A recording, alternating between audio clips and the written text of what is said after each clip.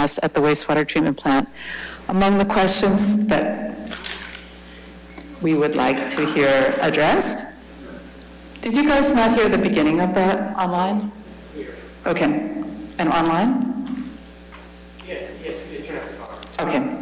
So our questions are, what were the results of measuring PFAS in the influent, effluent, and sludge from the wastewater treatment plant? Please provide the full data report from all the samples, not just a summary. What insights can be drawn from these measurements regarding the sources of PFAS circulating through Acton? The Federal Environmental Protection Agency and the Massachusetts Department of Environmental Protection are moving towards new requirements for monitoring and eventually mitigating PFAS in wastewater effluent and biosolids or sludge. And we would be interested in hearing a discussion of what are the implications of these developments for Acton. Will there be additional costs potentially? And then thirdly, PFAS concentrates in the sludge that's left over from wastewater treatment. When this sludge is removed from Acton, where does it go? How is it disposed of? Is there a possibility that any PFAS are returning to the air, water, or soil at the disposal site where the sludge is taken? Thank you. Thank you. Anyone else in the audience? Do we have anyone online wishing to make a statement?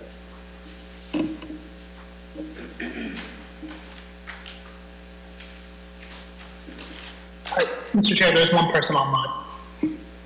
Okay, thank you. Let them in. First is the calling user, who should be able to speak. Hi, yes, this is Tara from Mass. Can you hear me? Yes, we can. Hello? Yes, we can.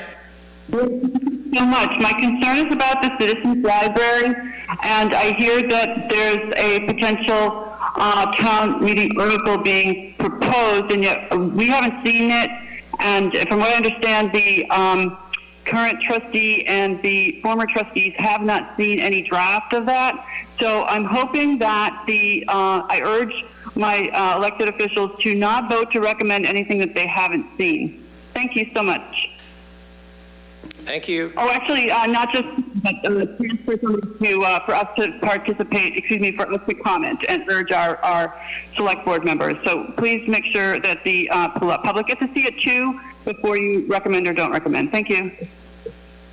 Thank you. Do we have anyone else, Matt? There are no other hands, Mr. Chair. Thank you.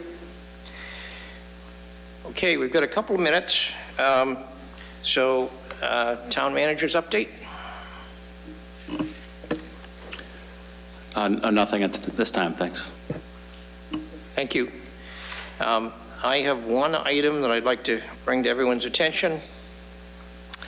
The League of Women Voters is sponsoring an additional meeting regarding establishing a nonprofit newspaper to serve the local area. This meeting will be this Thursday night at 7 p.m. at the Memorial Library.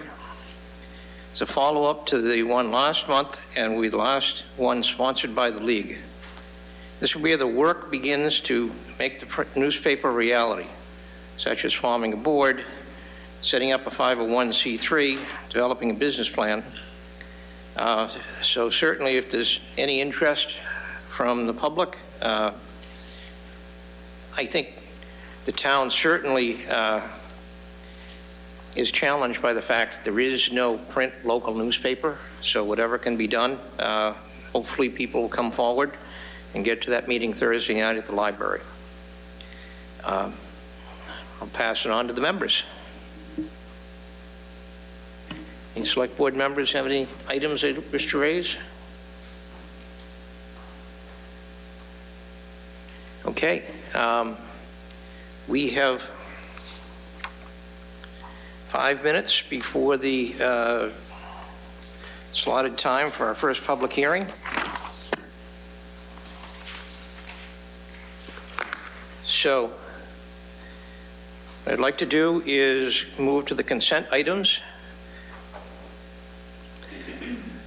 So, consent item number 13, approve meeting minutes, January 17th, 2023. Item 14, authorize town manager to sign all documents necessary to enable the town to participate in national opioid settlements available to the town, including but not limited to those with CVS, Walgreens, Walmart, Teva, and Allergan. Item 15, approve a one-day alcoholic beverage license application, Friends of the Council on Aging, April 18th, 2023, Human Services and Senior Center Facility, 30R Sudbury Road. Item 16, approve a one-day alcoholic beverage license application, Congregation Beth Elohim, March 11th, 2023. Number 17, accept donation from Stop and Shop for their community bag program valued at $74 to be used at the discretion of the Veterans Service Officer. Item 18, accept donation from Orion Industries for $1,000 to be used at the discretion of the Veterans Service Officer. Number 19, approve 50% reimbursement for building permit for Matthew Liebman, 27 Tuttle Drive. I'd like to hold that as well. Okay, I'd like to suggest a motion that we move to accept consent items 13 through 18 inclusive. I had a second? So moved. I'll second. Moved and seconded. All in favor of the motion, please say aye. Aye. Opposed? Abstentions? Thank you. Okay, we've got a couple minutes. Let's talk about item 19. Jim? It's a complicated one, and Mr. Liebman is unable to be here tonight, so I was going to recommend that we move this item to the meeting on March 6th, when he'll be able to be here. Comments from other members of the board? David? Personally, I would just like to take a vote, and I would vote no, because, we don't refund permits, right? This is opposed by staff. The permit fees cover the work that staff does. Staff had already invested some work here, and, we can't, prorate and nickel and dime each permit, allow them to return 30% or 35%. I think it would be a very bad precedent to do this. Okay, thank you. I will entertain a motion. We can see if we get a second on it.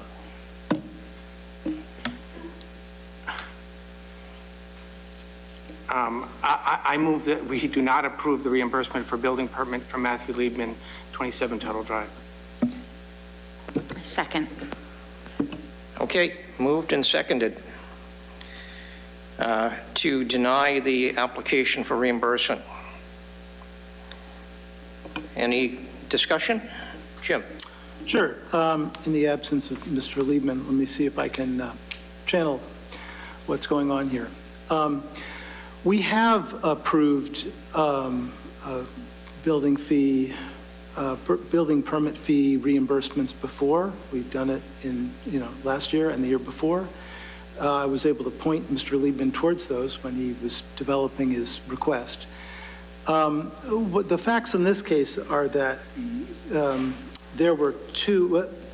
Mr. Liebman submitted a building permit, which was denied. He then had his contractor submit another one, which was a little different, which was accepted. And that fee has been entirely paid, 100%.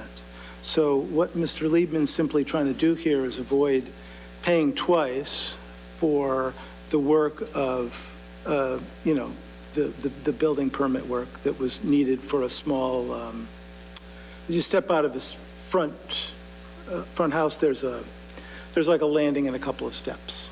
Very small project, but it's been very expensive. So he was looking to get reimbursement for that.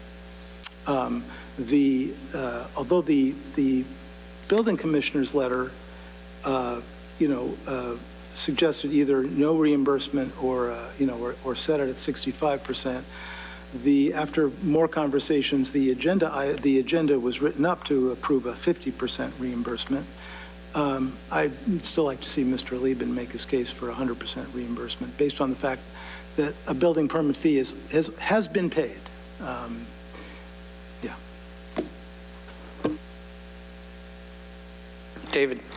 I would just like to say that staff has to evaluate each building permit, right? It doesn't, it doesn't mean that they didn't do any work on the first because the second was approved. And so the fees are meant to cover the work that involved in, evaluating the building, in this case, the building permit. So, I think it's appropriate that the fee be assessed myself. I would expect to pay it, right, in a similar situation. Thank you. Imogen? Yeah, question for Jim. You said that there were 2 instances where we did provide a reimbursement. Can you elaborate on those? Yeah, it'll take me a minute to look them up, but I'm happy to look them up.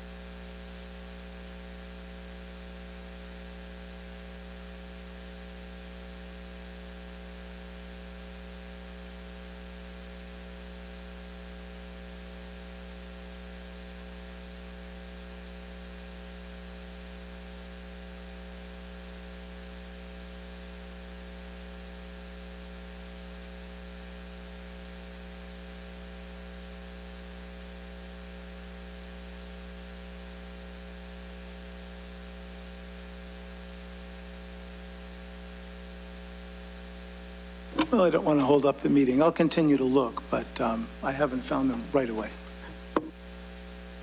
Mr. Chair, in that Yes. case, I'd be comfortable if you'd like to, I could withdraw my motion if you would like to take this up at a future meeting. Yeah, let's move it on to the March 6th agenda. Okay, I withdraw my motion. I forget who seconded.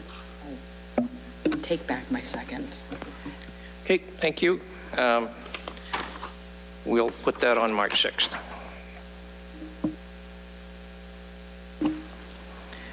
So, I'll read the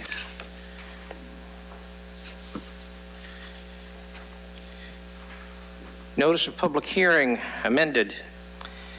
The Acton Select Board will hold a public hearing on February 27th, 2023 at 7:10 p.m., continued from January 23rd, 2023, in the Francis Faulkner Hearing Room 204 at Town Hall, 472 Main Street, Acton, and virtually at actonma.gov/meeting/BOS on the application of BWC Colesbrook LLC for a site plan special permit under zoning bylaw section 10.4 at 100 Discovery Way for an energy storage facility.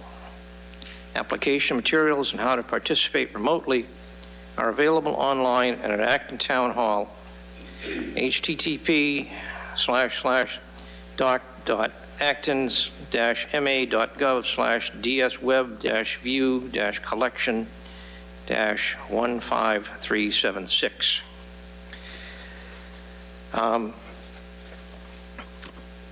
Noting the size of the audience, I expect there probably will continue to be public comment on this. I'm going to restrict public comments to 3 minutes per speaker after the initial presentation from the applicant.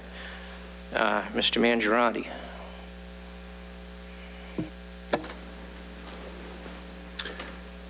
Thank you. I'm sorry I wasn't prepared to discuss this at this time.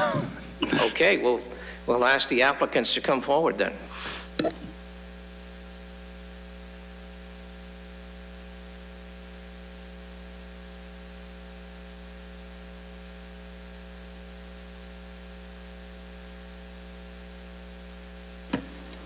We have a slightly updated print and plan Please, set. for the record, Oh, could you please identify yourselves? Yes, my name's Josh Laracy from Blue Wave.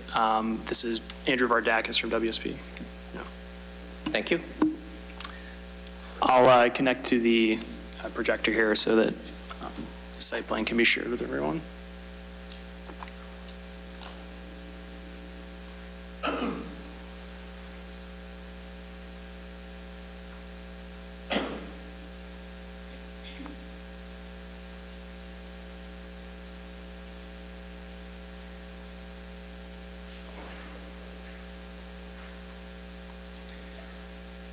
If control needs to be given back to the room, but while that's being figured out, I can give an update on the project since our last meeting. Thank you for your time this evening. We ended the last meeting having discussed the project in more detail, primarily the relocation of the site, the footprint of the site, and changes to it from our previous designs. There was discussion on various aspects of the project. Where we ended that meeting, our primary takeaways with the board were that the board wanted to see what the Board of Health discussed at their next meeting. There was some ongoing review with GCG as the peer reviewer on the design and stormwater. And then finally, there was a request for some additional details on the site plan, namely some delineation of tree cutting and also some details on what trees will be planted and where on site. So we've looked to address all of those items in turn. The Board of Health meeting was held with the board 2 weeks ago. We discussed a number of items with the board. We brought in our consultant ESRG, Nick Warner, to speak to our emergency response plans in greater detail and just provide some additional expertise and perspective on these systems, how they're tested, how they're designed to be safe, and his personal experience in doing so, which we felt was very helpful to provide to the Board of Health. The outcome of the Board of Health meeting was that they anticipate next meeting effectively deliberating and voting on the outcome of the project. There were draft conditions discussed at that meeting, which were shared with us and the public, and we expect final conditions to be discussed at their next meeting. I'll also defer to the select board member who's liaison to the Board of Health to clarify or add any further comment on how that meeting went, but we felt that it went well, and there was we had addressed the concerns that the Board of Health had raised at that meeting. So I'll stop there if there's any maybe comment you want to give or before moving on. Yeah, I think Thank that you. oh, sorry, thank you. Yes, I think that you provided a good summary. I think that we did have a good resident turnout to the meeting. From what I gather, the Board of Health is going to be making their decision primarily based on whether they feel like with the information provided and the current health standards that we have, if this project should move forward or not. So not necessarily whether this is overall good for public health, but whether based on our current standards, we should be approving this project or not. So just wanted to make that clear to this board as they're thinking about their decisions. But yeah, overall, I think that it was an informative presentation, and thank you for showing up and providing the Board of Health more context around that. Thank you. David, you've been shepherding this one through. Comments? I don't have any specific comments to start off with. I think they're about the same as the ones I gave last time. I would propose, however, that we take our vote tonight. It's normal order that the permitting is done before the Board of Health. In fact, in many cases, the Board of Health won't consider a project unless it's permitted. So I believe that that we should take our vote tonight. We've continued it. I don't know how many times now. So anyway, that's all I have to say. Thank you. Comments from other board members? Jim? I've looked through the revised materials, but I'm not super good at reading plans. Where was was there a map of trees proposed to be removed? Sure. So, and apologies that I'm plugged in, but Oh, okay, is it just, yeah, okay. Gotta get it together on the right screen. Interesting, okay. Let's try this now.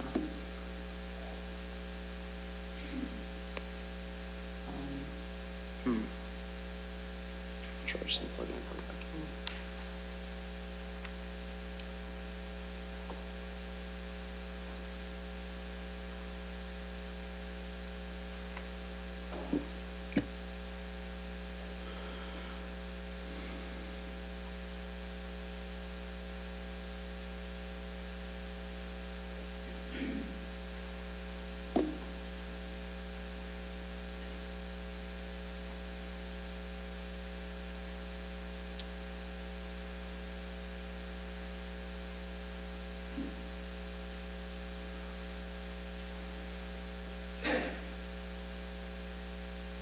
Apologies, we're having difficulty. We can pull up the site here and point out.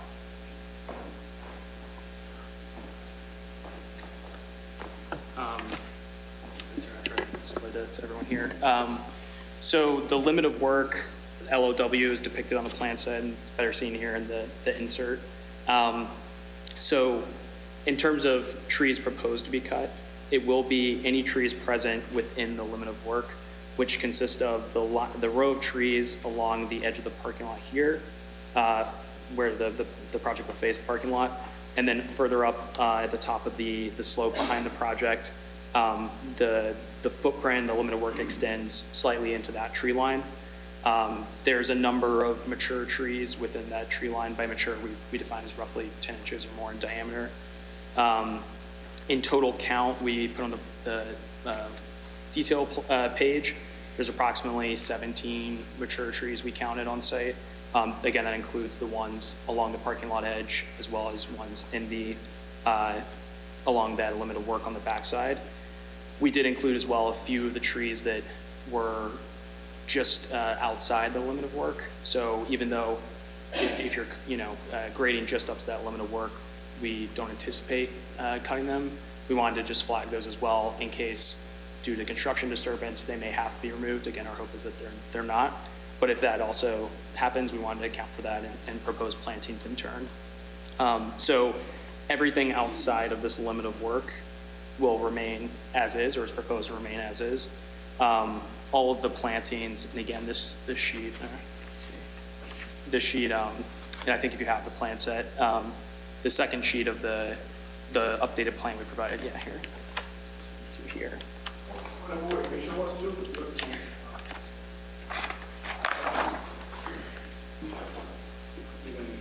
Sure, yeah. I'll kind of rotate and share, but so what I was pointing out too was this insert here. So this is the limit of work, outlining the project here in this insert. So again, everything within that limit of work will be, any trees present in that limit of work would be proposed to be cleared. Again, with that, based on our count, that's 17 mature trees. There were a few flagged that were on the edge of the limit of work. We wanted to include to be conservative in case, again, construction disturbs the root structures of those trees and does require them to be removed. Let's see here. So we included here, this is just a table, a tree planting detail showing a typical planting detail based on the locations plotted on the plan. A brief table just specifying the number of trees, 17, to be proposed in turn for the planting or in kind. Those would be evergreen trees to provide the necessary screening that's been, that's part of the zoning requirements, and we want to maintain adequate screening from the properties to the south to through to the office building. And then I'll pull it up here.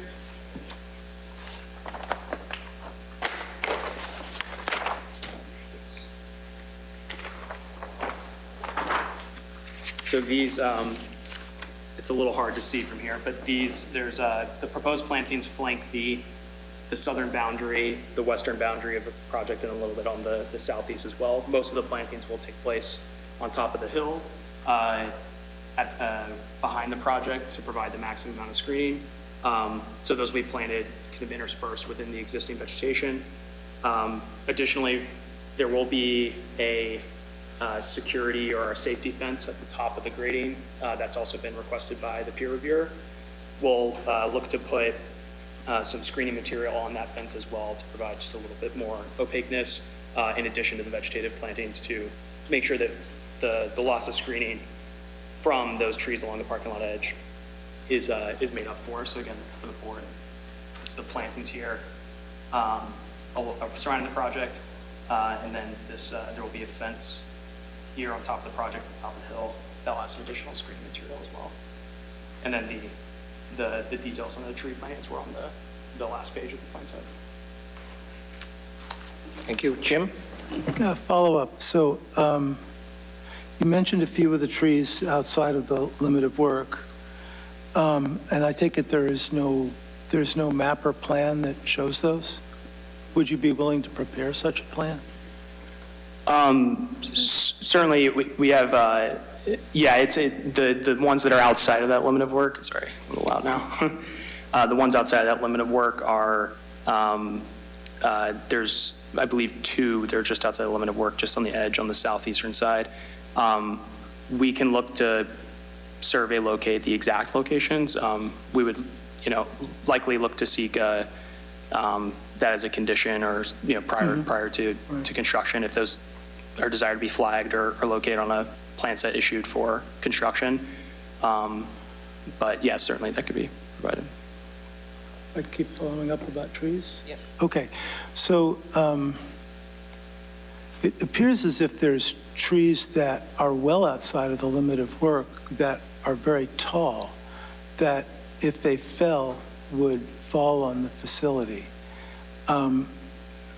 Can you talk about the risks of having trees that could fall on the facility? Sure. So there are some tall trees in that stand that's along the southern property boundary. Part of our site operation and maintenance would be, and in conjunction with the landowner, of course, would be regular inspections of that stand of trees. So just as with any other property where you might have tall, mature trees, you're looking for sickness, you're looking to maintain your property to make sure that no tree falls on your house. We'd be looking to do the same with our project. So, annual inspections of trees for health, checking for signs that they may be getting weak or at risk of falling down. If there are any identified, we would certainly coordinate with the landowner for their potential removal, which of course we would expect if there weren't a project here. And then, of course, there is always acts of God, lightning strikes, a tree falls down, as with, other homes. Of course, those kind of events are typically covered in our insurance that will be maintained for the commercial project. So in the event something like that happens, there'll be funds to remediate the project, respond as necessary, again, in an unlikely event like that. I think I heard the part about how you're financially covered if a large tree falls on the project, but I'm not sure I understood the answer about what the health and safety risks are of a large tree falling on the box. Sure. So when regarding physical damage of the system, so let's say a tree falls on one of the enclosures or damages one of the enclosures. Based on the design of the system and the testing, we don't anticipate or expect that will cause any kind of, say, thermal event to occur or any propagation to the system. Of course, it would trigger an emergency stop. There would be, abnormal conditions detected. But UL 9540A testing does do certain tests for physical damage to the battery cells. The most common one is a nail puncture test. So they do tests for the actual cells being damaged or punctured in some way. To see whether that causes thermal issues or safety issues to propagate through the system. So, and in order to pass the test, if cells exhibit elevated thermal conditions due to a puncture test, it's the same as with any other condition or test that UL 9548 does. The system has to show that that thermal runaway will not propagate throughout the system and cause greater fire concerns. So we don't anticipate issues of, damage to a part of the system causing some larger event. So, thank you. I used to have these UL numbers understood a couple meetings ago, but it was a little too quick for me to write down. I think you were saying UL 9548? Yes, sorry, excuse Okay. me. So it's UL 9540 Okay. and UL 9540A, which is specifically the fire testing. Right. Those are both tested all the way from the cell level to what they call the unit or the enclosure level. So this system is certified to those standards. It's also been discussed with the Board of Health as a condition, a potential condition of their approval, that we would obtain independent evaluation of the site and the system after construction to ensure compliance with those standards. So there is a process defined in UL 9540 or 9540A for post-construction inspection? Yes, there would be UL standards along with NFPA 855, which is the National Fire Code standard for stationary energy storage systems. Obviously, they have requirements both from a design level. So there are UL test reports that the manufacturer provides to show compliance. Yeah, I think we've seen those, yeah, or at least they've been at the provided. Board of Health, yeah. So that obviously demonstrates compliance at the manufacturing level. If there's any site-specific, most of the time for UL 9540A, that'll relate to spacing of the containers, certain dimensions of the site layout, and NFPA 855 really deals a lot more with a site overall and its design in regard to compliance and safety standards. So the Board of Health has indicated or delineated both in that potential condition. So we would have to get an independent third party to come inspect the site. And if there are any deficiencies, which we don't expect, but if there were, we'd have to remediate those prior to a permit being issued. Thank you. I think that was all the questions I had for the applicant. I had one question for staff, if that was okay. Sure. Okay. John, is there anybody online who could potentially go through the GCG review comments and sort of help us understand any that were, at all controversial or confusing? Yes, Planning Director Kristen Guichard's in the Zoom room. Kristen?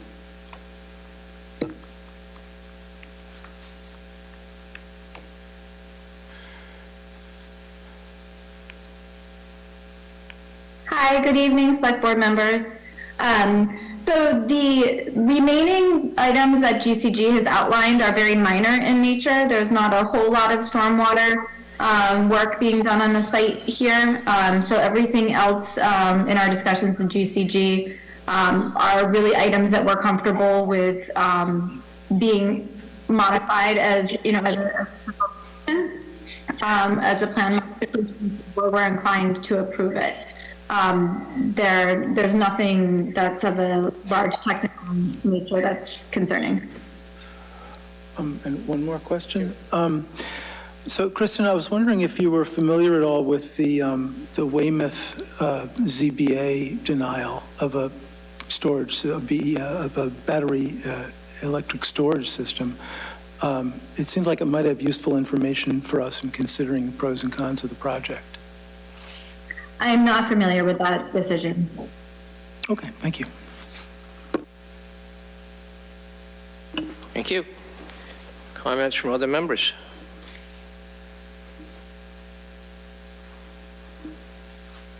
David. Thank you. So I'll note the applicant already noted that they've moved the facility since their original proposal to have only a slight impact now on the wooded area, and made other accommodations for health and safety. I'll note that there are already facilities like this in Acton. I think it's a little unfair to single this one out. These facilities are extremely safe, safer than the equivalent fossil fuel infrastructure, like a gas station. So like if you were talking about a tree falling on a gas station or a tree falling on this, it's much more likely to cause a fire on a gas station, as an example. And so I think that that I'm in favor of this, voting on this, and I will vote to approve this. Thank you. Fran. I digress. So remind me why the location is in this spot. when the parking lot is empty most of the time in front of the building or along the side. Sorry to make us backtrack, but I'm stuck with that. It would, I mean, if that's where the location could be, it would eliminate the clear cutting and, you know, being adjacent to a neighborhood. Sure, no, I appreciate the question. So, again, when we're citing projects, there's quite a number of factors that will go into their location.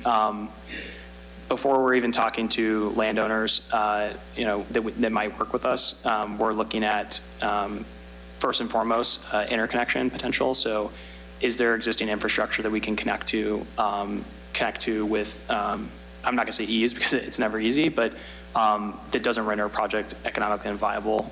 Nowadays, interconnection, you know, in bad cases, interconnections can run $10 million plus, which aren't able to be carried by a project. So finding an ideal site that can handle an interconnection is the key. This site, there was space identified on this feeder. Blue Wave liked the fact that there was solar both on the roof and nearby across Route 2. In general, and the interconnection process itself, when we studied the project, there was, you know, it was a viable location with minimal interconnection work required, which is a really key factor for sites. On top of that, we looked through a variety of factors. Environmental, is there rare or priority habitat on the site that we could be impacting? Is it in an area of critical environmental concern? Are we in a wellhead protection area or near one? All of these factors get considered as well. So this site, you know, the property as a whole did tick all those boxes off. We weren't near impacting critical environmental resources. We weren't on a zone 2 or a wellhead protection area.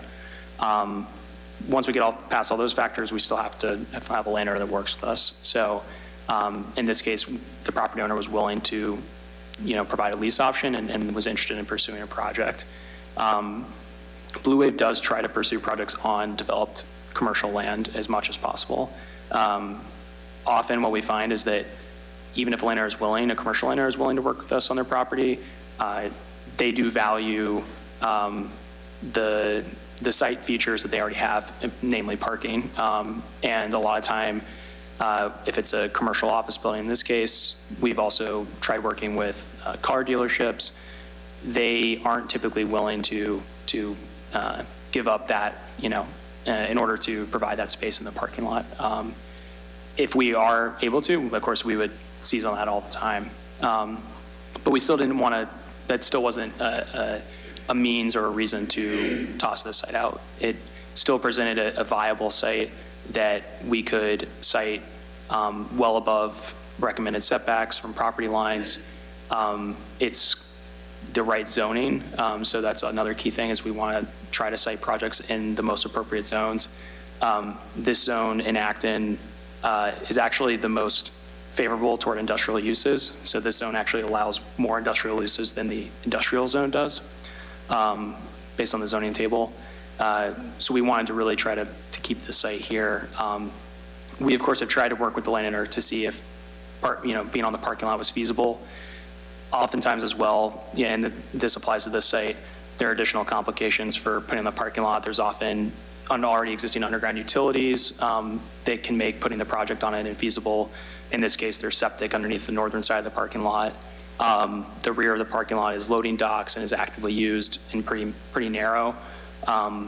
So overall, it's just really difficult to get property owners to be willing to give that up. So we definitely try, but in the absence of being able to get that, we still want to be able to feel like we can pursue a project that is, avoiding impact and mitigating the concerns. And we do feel like the design does that here, and that the site provides a lot of value while mitigating those concerns.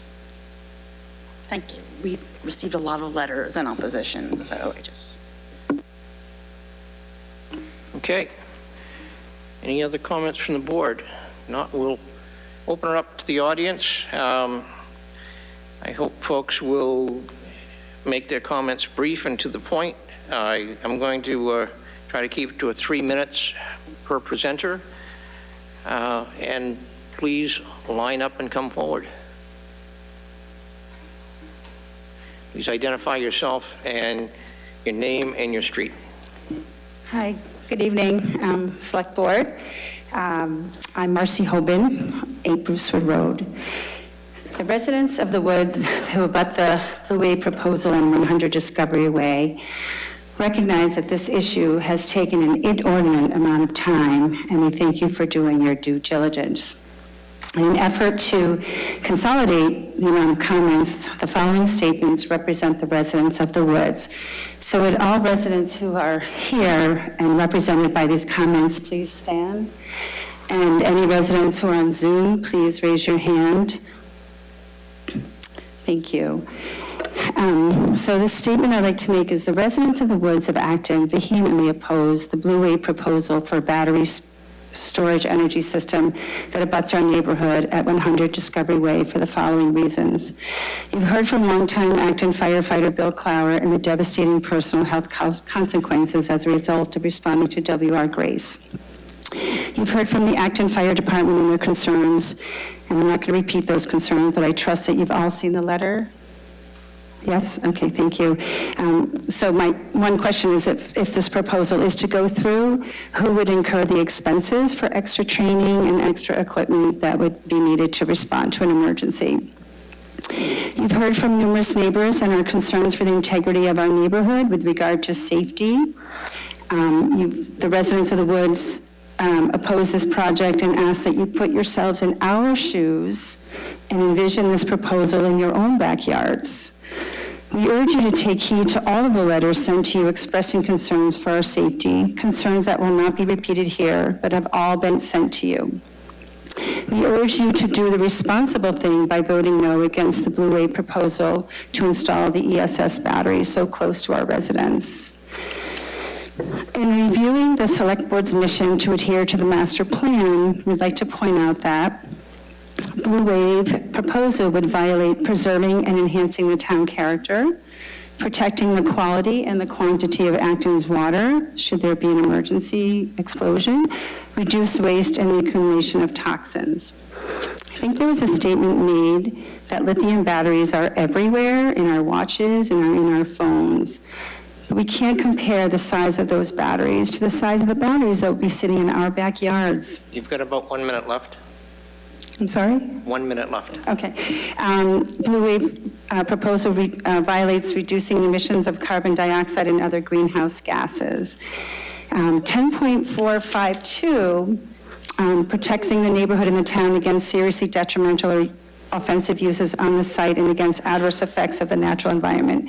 Blue Wave would violate by producing additional sounds that will affect the neighbors and unnecessarily remove trees. Blue Wave's proposed project could possibly result in numerous potential adverse effects that were, if there were to be a fire, and we've all seen those in the letter, so I'm not going to repeat those. So we'd like to thank you for considering a no vote to this proposal, and we thank you for your time. Thank you.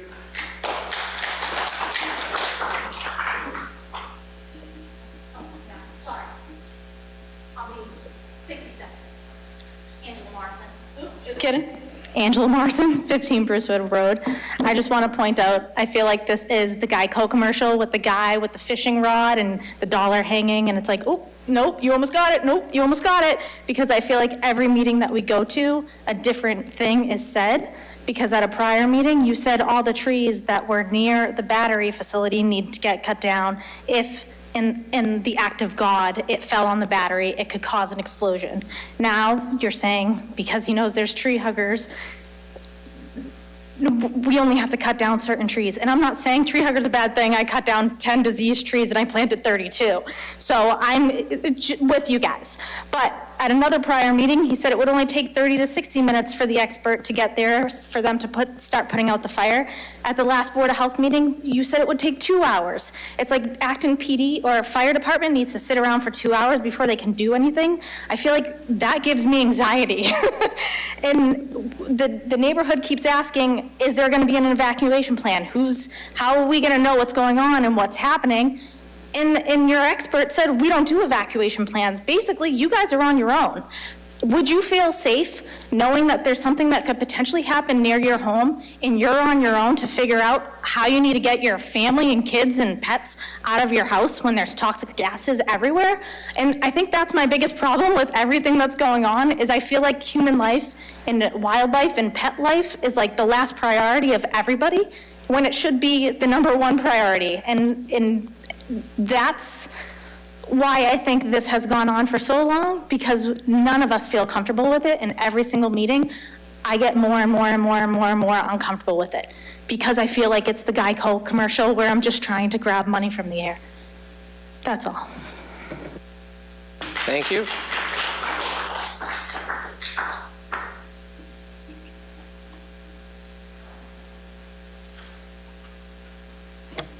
Hello. Rachel Wilson, 12 Brucewood Road. Thank you for your time this evening. I'll try to keep it brief. I wasn't planning on talking about the site location, but I feel somewhat compelled to at least address it, because I think in the past, when we first started having these meetings, we talked about the site location, and my understanding was that it was mostly messages sent out to property owners, and this was the only property owner that responded back saying they were willing to have this on their site. So I think it's mostly that this is the only site that was willing to allow this to be built, and this is the only part of their site that they're allowing this to be built on. So I think that as a community, we could do better, and we could set some precedent here. If you say no, because building this up against the woods or in the woods, up against a residential neighborhood, is not the appropriate site for this, doesn't mean that it isn't appropriate to maybe do this in the parking lot or somewhere else. But that's not why I tried to stand up.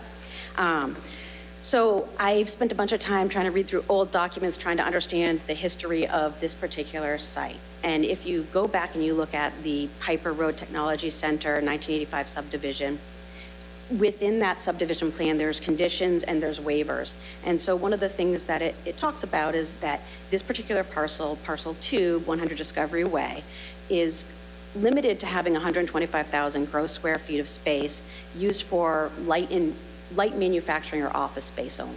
And if the parcel should violate that and they had more than 125,000 square feet gross space for uses other than light manufacturing or office, then that violation would make the waivers they were granted null and void. So essentially, I understand that the OP2 office park allows warehouse as a use, and we've gone down that road of, is this really a warehouse? Well, if you then look at the subdivision plan that was approved and the documents in there, that a warehouse use isn't allowed based on that. So it may be allowed in this particular zone, but a warehouse isn't allowed on this particular parcel.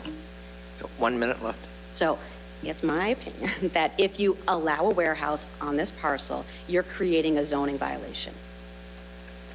And that's all I got. Thank you. Thank you.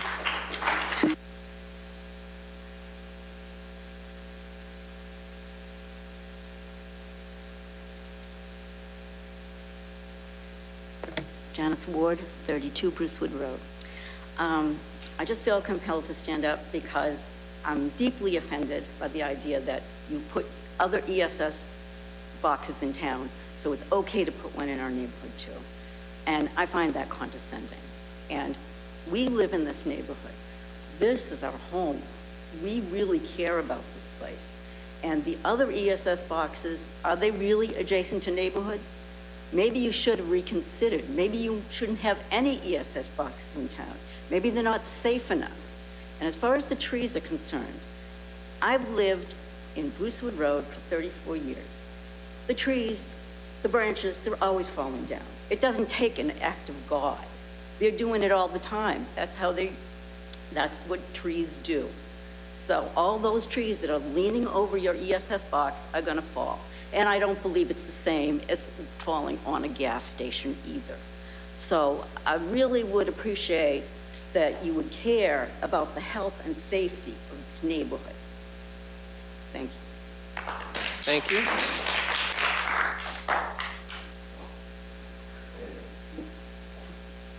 Hi, Martin Pitwood, 13 Arblewood Road. Just to follow on from that point, I went and looked at the site again today.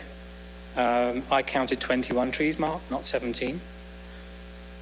attention to detail is quite important for something as potentially dangerous as this.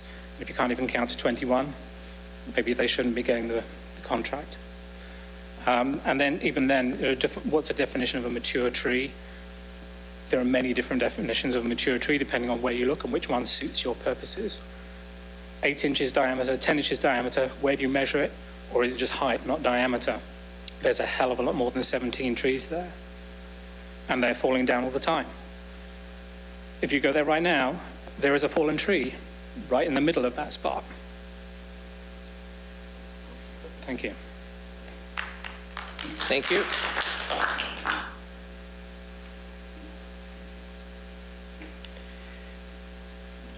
Okay, Matt, do we have anyone online that would like to speak? Yes, Mr. Chair, there are 5 raised hands. Okay, start letting them in. First is Colin user. Should be able to speak. Hi, this is Tara again. Can you hear me? Yes, we can. Great, thank you so much. Well, I have a couple of questions and a comment. I'm wondering what happens if there's a leak. Like, where does it go? Is there a containment of it, or does it leak into the water that we drink? Where does it go? Why don't you ask all of your questions, and then we'll bounce it to the engineers.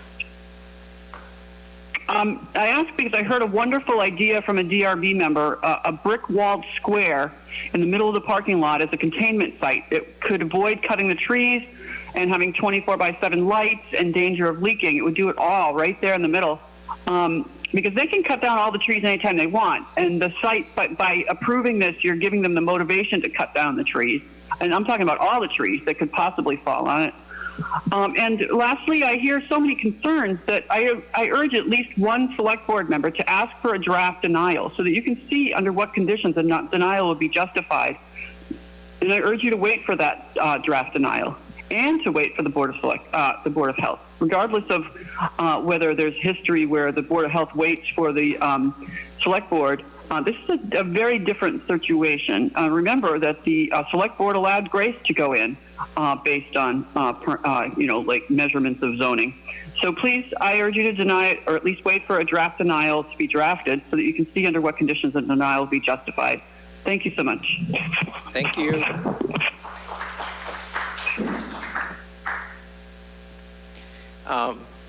Would you gentlemen care to address the question about what sort of a containment vessel you've got? Sure. So this was one of the first items discussed with the Board of Health when we initially submitted our application. So the overall system, the battery cells themselves, and the material that's identified with the Board of Health as a potential concern is the electrolyte within the batteries. So the battery cells themselves are hermetically sealed and act as primary containment for the electrolyte. Because there's many different cells, it's not one homogeneous container, so each container contains a certain amount of electrolyte. So in order for a mass leak to occur, there would have to be many of these enclosures or battery cells punctured or damaged in some way. The enclosures themselves are IPv4 rated, so these enclosures, in any event of electrolyte coming out, these enclosures will be able to hold that electrolyte for a period of time adequate for a response to the site. Again, if there's an electrolyte leak, just as with a fire or any other sort of emergency, that would trigger emergency stop of the system and a response to the site. But as has been identified with the Board of Health and is consistent with other projects that they've looked at, the enclosure acts as a secondary containment. So effectively, the total volume of electrolyte in the battery cells is exceeded by the volume of the enclosures that can hold that amount of volume. Thank you. We've got one gentleman here in the audience.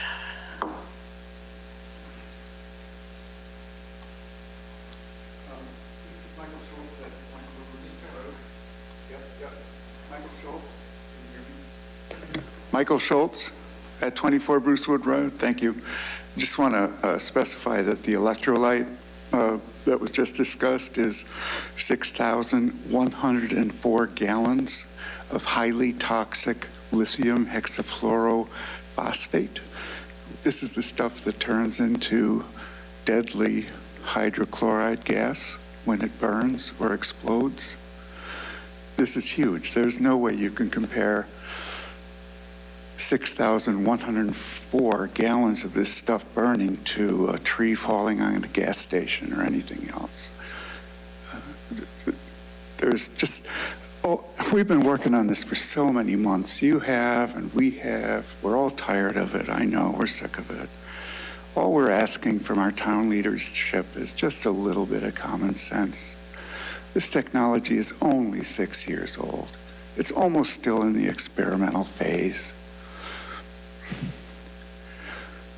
It's already shown itself to be extremely dangerous, and we've sent you tons of proof to this effect. After all this, I don't see how anybody can vote to place one of these boxes, or especially 32 of these boxes, so close to an office building and so close to a residential neighborhood. I know you have approved them in the past, but I don't think you really knew how dangerous they were, and certainly we did not know how dangerous they were. It's taken months of research to establish this. So in my opinion, and I hope you'll agree, this is the time for the town to stop, take a breath, and ask itself, how are we going to deal with this brand new technology? It's new. It offers benefits, and it poses extreme dangers. Let's stop before we approve any of this or approve any future proposals until we've got a plan on a town-wide basis to make it work. Thank you. Thank you.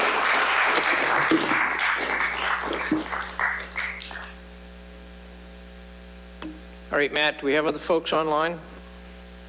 We do. Next up is Bill Clow. Bill, you should be able to speak.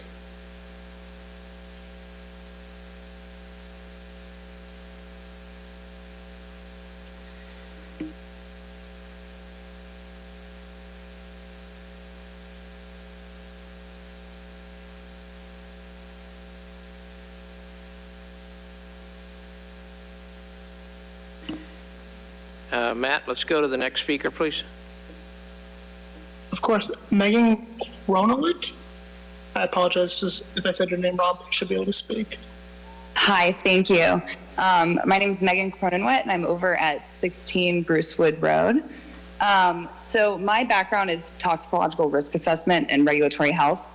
And from a toxicological risk assessment perspective, it is egregiously irresponsible for the board to approve this project in such close proximity to residents.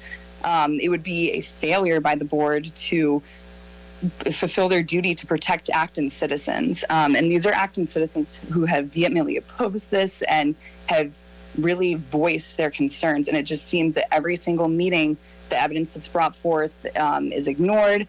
I wanted to bring up legislation that's come out recently, or proposed legislation through Staten Island. They, Senator, let me get his name, Andrew Lanza, if you'd like to look this up, and Assemblyman Sam Pierlozzo have proposed legislation that will prevent lithium-ion batteries from being installed within the entire Staten Island area. And this is because of the hazards that arise from these sites. And Pierlozzo is quoted saying, "While I firmly believe that this type of energy technology is the future, the implementation has to be practical and responsible. Placing a large, sophisticated machine filled with potentially explosive lithium-ion batteries in a residential or school community is unacceptable. The fires caused by these batteries typically cannot be extinguished because of the presence of harsh chemical toxins, increasing the hazard and potential damage." So this is what's occurring in New York right now. It's only a matter of time, I'm certain, before residential areas in Massachusetts start seeing legislation like this. So I encourage the board to have some foresight, as they're making these proposals. And I do understand that there was one site proposed and built close to a high school, and maybe that decision was made before you were well informed. Well, you have been informed now. You have piles and piles of evidence that have been sent to you. And so to continue to make decisions and put residents in risk's way like this is just, it's completely irresponsible. And I do have a question for Blue Wave. You've got about 30 seconds.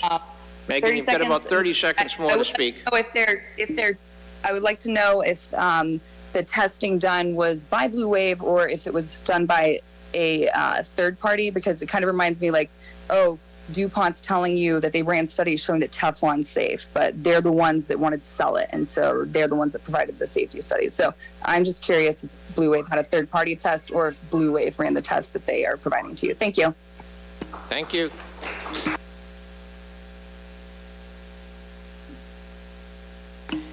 Would you gentlemen like to respond to that comment?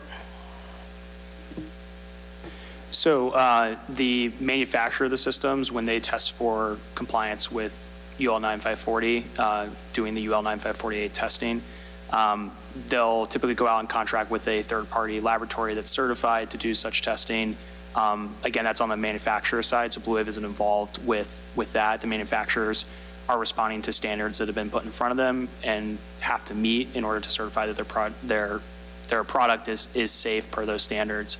And then again, as has been discussed, Blue Wave would be required by the Board of Health to engage with, again, a third-party independent, certifying organization, laboratory, et cetera, to come out to the site and certify that the components, the design of the site is safe and meets those safety standards. So it would all be third-party. Blue Wave doesn't have internal testing or certification. Thank you. Matt, who else do we have waiting in line? Next up is Dan Neal. Dan, you should be able to speak.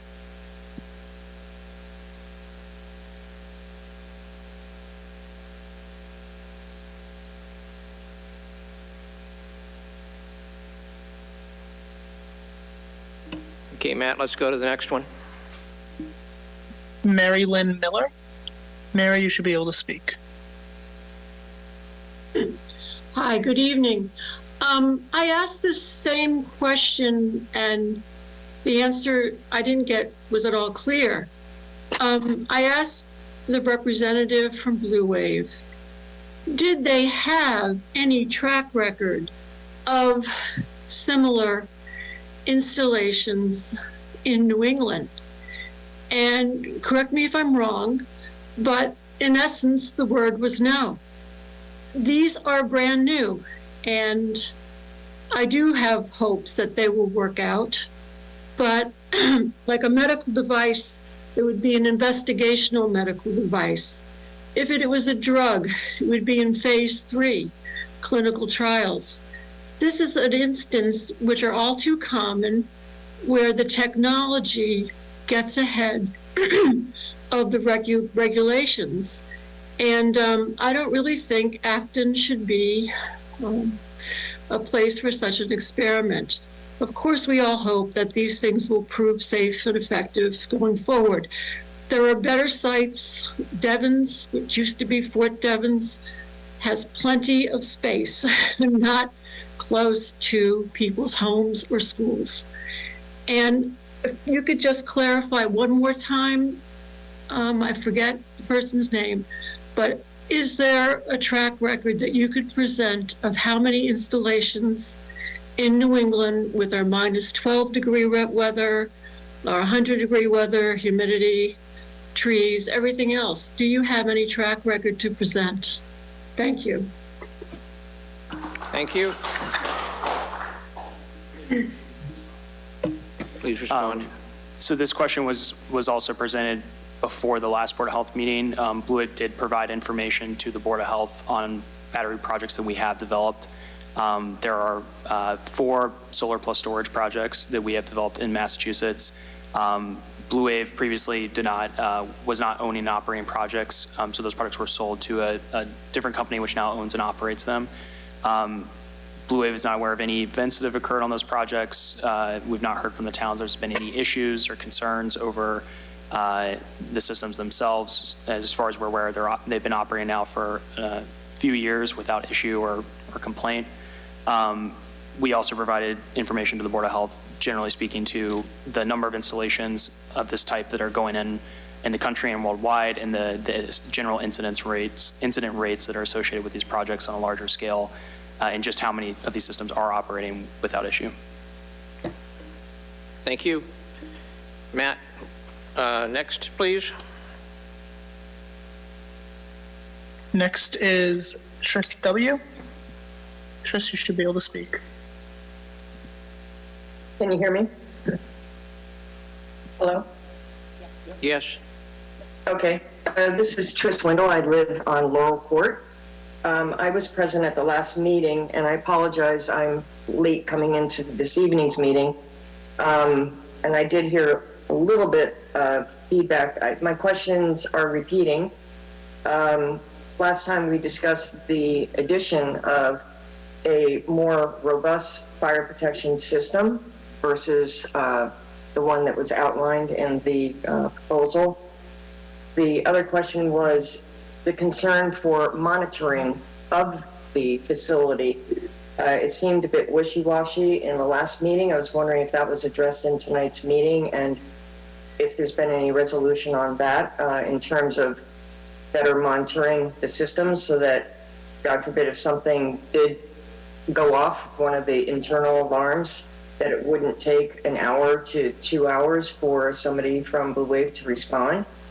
And then the containment also came up in the event of a fire. We had discussed at the previous meeting about containment coming up with runoff because it was brought up that the water used to put out the fire would potentially turn into or be very highly toxic chemicals and waste that could get into water. And there was discussion of putting in a containment system to prevent any runoff from leaving the site in the event of an emergency or maintenance. And then the last comment that I have that is a bit new, that sort of piqued my interest on some of the things that were discussed this evening, was the zoning use for this building and the chemical list. My understanding that with certain uses, a list of chemicals have to be provided, and I believe that they were. But if I'm not mistaken, I would like some clarification. I think that based on the chemicals of this facility for the use, someone earlier had said that it would not, it would be a zoning violation and a building use violation as well. So those were my 4 points for this evening. Thank you. Thank you. Matt, next. Mr. Chair, the last two speakers are the two who were unable to speak earlier. Do you want me to try them again? Yes, please. Bill, you should be able to speak.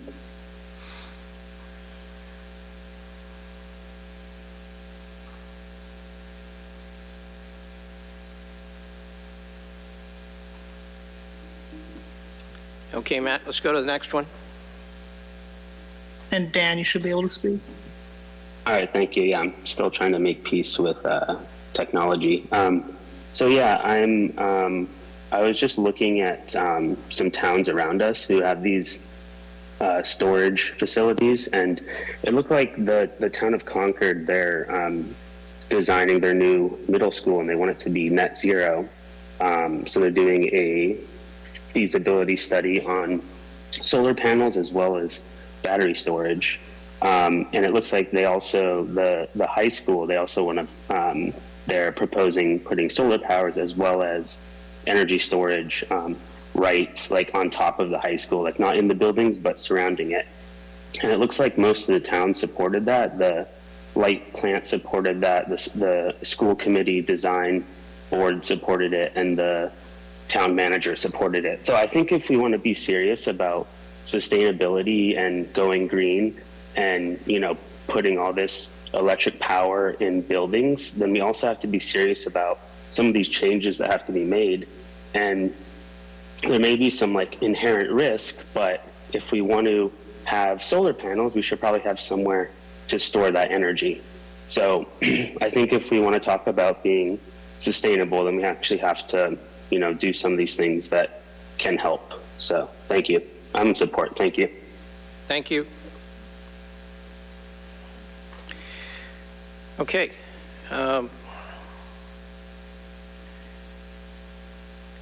Bring it back to the board to see if we have a motion or if there's further discussion. David. Thank you. So I want to let everybody know that I've read every single comment that everybody's made, right? I was the select person assigned to this project. I worked with the town on this project. I care very deeply for the health and safety of people in town. I think that the risks associated with this facility have been so greatly exaggerated as to, it's hard to say. One person, even in this room, sent in an article that they wanted us to read, which I read. And if you read through that article, among other things, it said that the risk of fire in a gasoline-powered car on a car-by-car basis is 60 times that of a lithium battery-powered car. 60 times more likely to cause a fire in a gasoline car. We all drive gasoline cars, right? We park them in our houses, next to our houses. It's not a problem, and it's not a problem because those risks are managed, right? When you get into there are safety systems in your car and all sorts of things which cut down on the fire. They're even better in this facility. This facility is much less likely to burn than is anything involving gasoline or natural gas, right? It's just inherently safer, and there is inherent risk in any energy, right? Just by the name, the energy there can cause things to happen, and but these systems have just like natural gas has been made safe over time. People's houses. There used to be many more natural gas explosions than there are now, but safety systems were installed. This is similar to that, right? And I also want to say that there are, some of the comments here, when I said greatly exaggerated, people have made a concerted effort to use the word explode, right? These systems do not explode. So lithium, okay, we can talk about this. You can't get a lithium battery to explode. Sir. Mr. Martin is speaking. So for something to explode, the fuel has to be mixed with an oxidizer. You'd have to atomize the lithium, blow it up, toss it up in the air, and light it. There are cases, especially from some firefighting chemicals, where in some systems as they were originally constituted, where the firefighting chemicals would produce hydrogen. The hydrogen was not vented. The hydrogen would explode. The same way natural gas could explode, right? It's the same thing, but lithium does not explode. It just doesn't. Sir. Sir. Wait. Sir, I'm going to have to ask you to leave if you cannot be quiet. So just chemically, go back to your high school chemistry book. You can't get an explosion. You can't get an explosion to happen. Sir, in back, same thing. Either sit quietly or leave.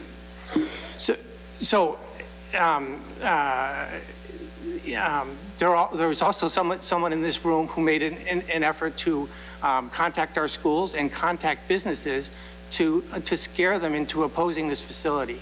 One of the businesses contacted was, the way they were talked to, they thought it was a threat and called the police, right? We need to have a conversation here about this that doesn't involve the word explode and threats and things like that, right? The facilities like this are, could there be a fire? Yes. Could there be an explosion? No.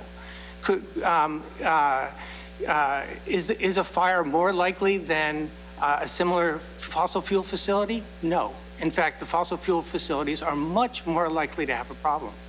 I think we have to weigh these facilities, according to their risk. And, if we weigh them accurately, the risk here is less than the risk of other things. You know, some people, both last meeting and this one, criticized me for talking about, you know, equating these to the lithium batteries we all use in everything. But in fact, lithium batteries in portable things like your phone or your car, if you have an electric car, are more subject to physical damage than are the batteries used in this facility because they're more energy dense. And they're more energy dense because they need to be portable. The energy density in this facility is not as much, and there are fewer risks because of that.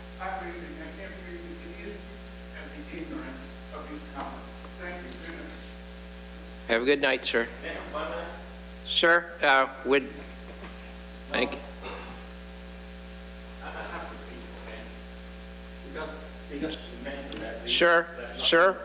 Sir, we're done with public comments.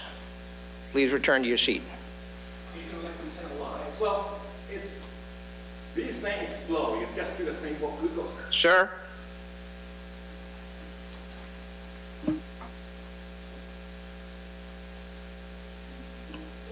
Common sense. These things, there's a lot of Sir? over there that will explode.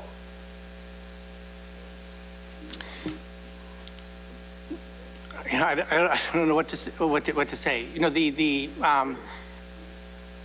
that's really not fair. I'm not lying here, right? I know quite a bit about these batteries. I know quite a bit about the cathodes, anodes, and chemistry. As I said, there were facilities in the past where hydrogen exploded in these things. That hydrogen didn't come from the batteries themselves, but came from some firefighting chemicals and things. And the systems weren't vented the way they are today, right? And this system and all new systems are designed against thermal runaway, which was not the case for original systems. So you can find, if you go look on YouTube, you can find pictures of energy storage facilities that had thermal runaway. And it was a huge fire, or in multiple cases, and in different countries. But you can also find there are over 100,000 natural gas explosions in people's houses every year in this country. There are over 200,000 car fires in the country every year, and those car fires emit the same chemicals we're talking about here, like hydrogen fluoride. A gas station fire is not smaller. We're not allowed to talk when you are allowed. So, all right. We're to bring this thing to order. Now, everyone who had something to say had an opportunity to get up and say it. Mr. Martin has his opportunity to get up and say it as a member of the board. Now, if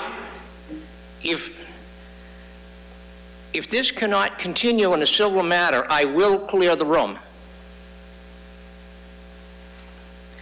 I would suggest to you folks that you're not doing your cause any good at all by acting in a juvenile fashion.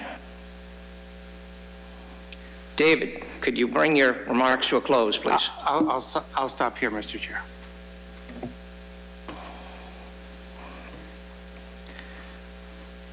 Imager. Thank you.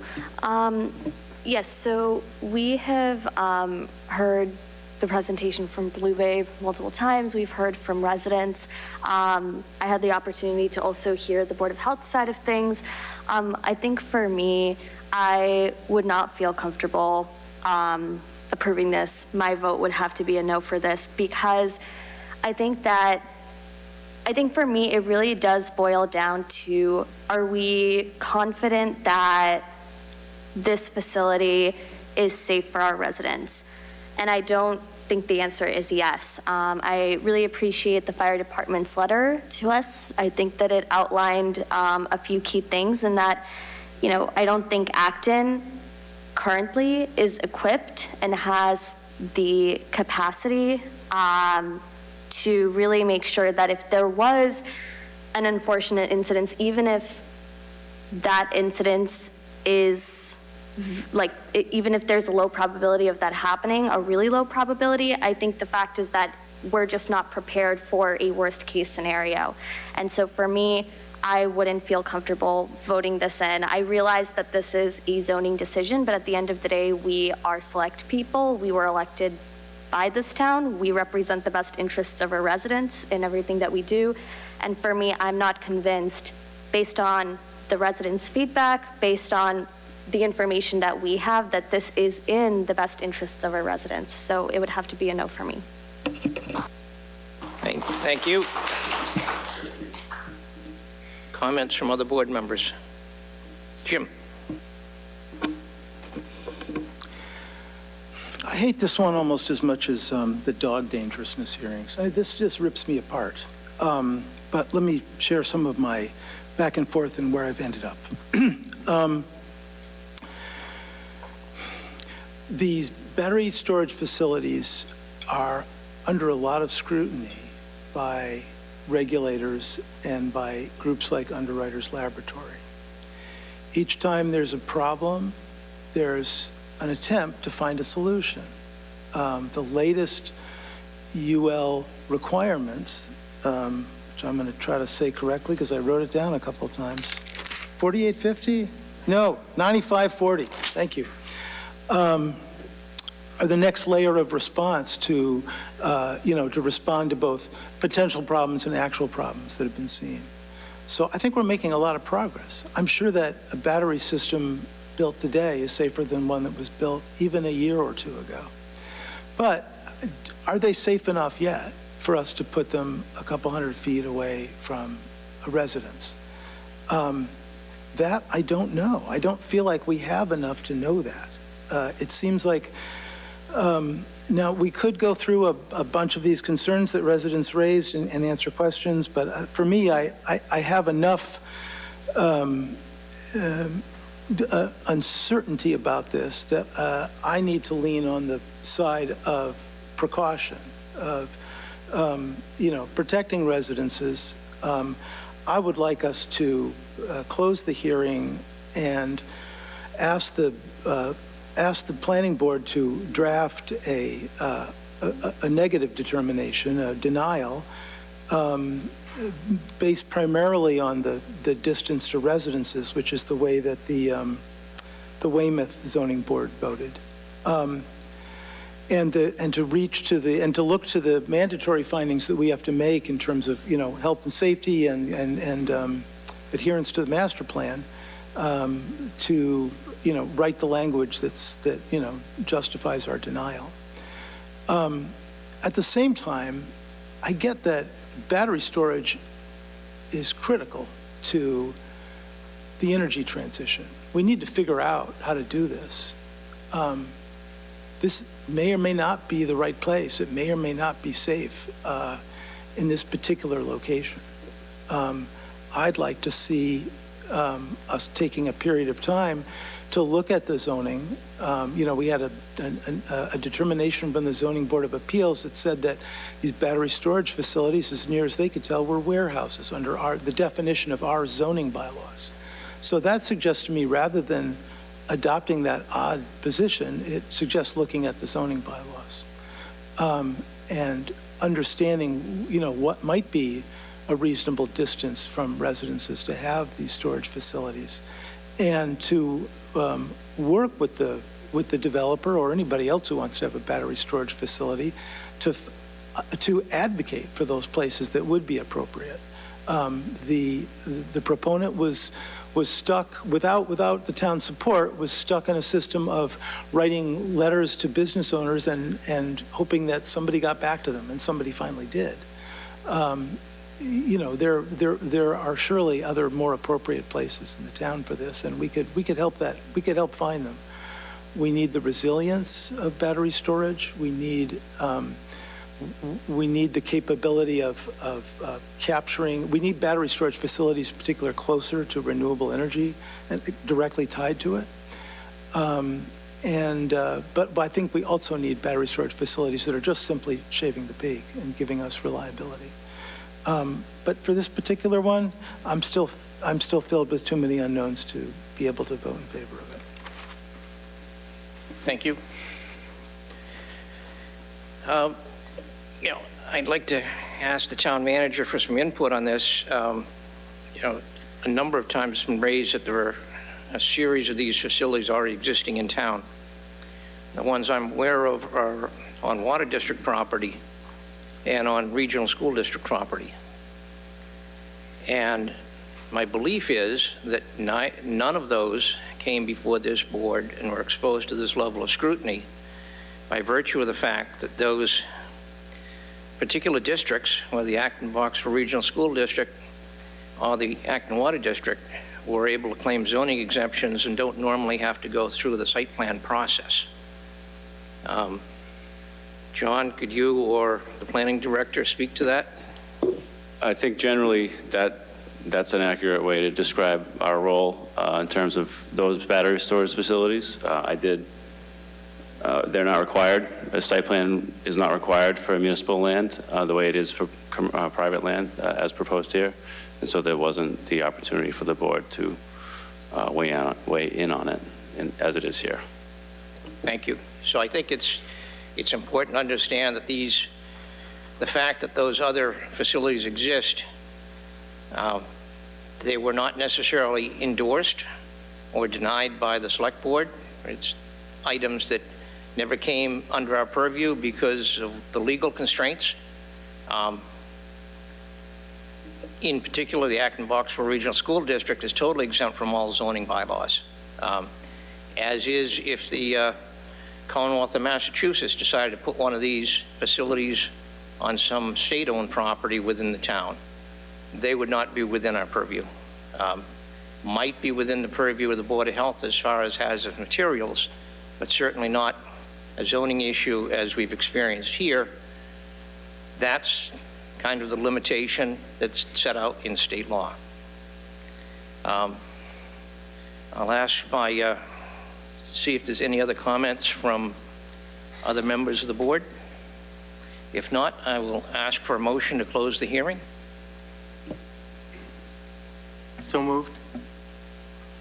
Second. Moved and seconded to close the hearing. Any final discussion? Jim? Did I see out of the corner of my eye that the proponent wanted to say one more thing before we close the discussion? And I also wondered if there were any people that couldn't be heard from on the phone who might be able to be heard from now. I think we're beyond that. Yes, thank you. Just would appreciate the opportunity to make some closing remarks if the board is about to vote. In response to board member Hamaja's comments on the town not feeling prepared or having the resources, it has been stated during the Board of Health process that Blue Wave would support the town both financially and educationally in terms of providing equipment, resources to prepare the town, who again has these systems already, but more specifically to educate them, prepare them for this site in particular.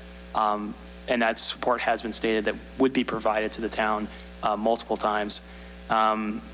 Generally, the way we've looked at this project, we've really sought to minimize and mitigate all concerns. We felt that we've done that in regard to appropriateness in town. I would stress again that this zoning district allows for all industrial uses in town.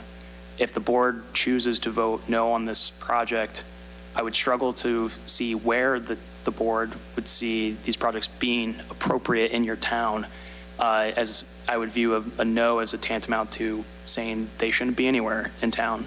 And if that's the board's view and based on the public and as elected representatives, then that is fine, of course, and that's your absolute prerogative. That's certainly not what we view this process, especially given that there have been these projects, understand the nuance of those projects being located on water district and school district land. The board has stated that they were looking to the Board of Health to opine and be the authority on health and safety matters. We discussed draft conditions at our last meeting with the Board of Health, and I'm certainly not going to state how I know they would vote or vote yes or no if we have our next meeting. but it seemed like we were moving in a positive direction and they were moving on those conditions. Just want to state that it's, the board stated that they were looking to the Board of Health and their opinion, and it now seems that that opinion is being disregarded to a degree. Blue Wave has no desire to leave any board members, select board members, Board of Health members, feeling uneducated or unable to make a decision, feeling uncertain about this. If there's concerns over setbacks and other design features about the site or the project, I've stated Blue Wave's process of how we arrived at this site and this design. And I truly can say that I do feel that this site is safe and that it has addressed the concerns that have been raised, and that we will continue to educate and provide resources, or would, to the town and the public through construction and operation of a project.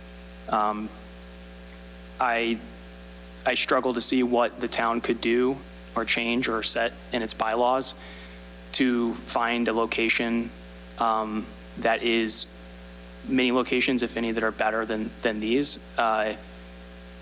There's always what is ideal and what we want and what can be achieved in reality. And we sought to move the project further set back from abutters.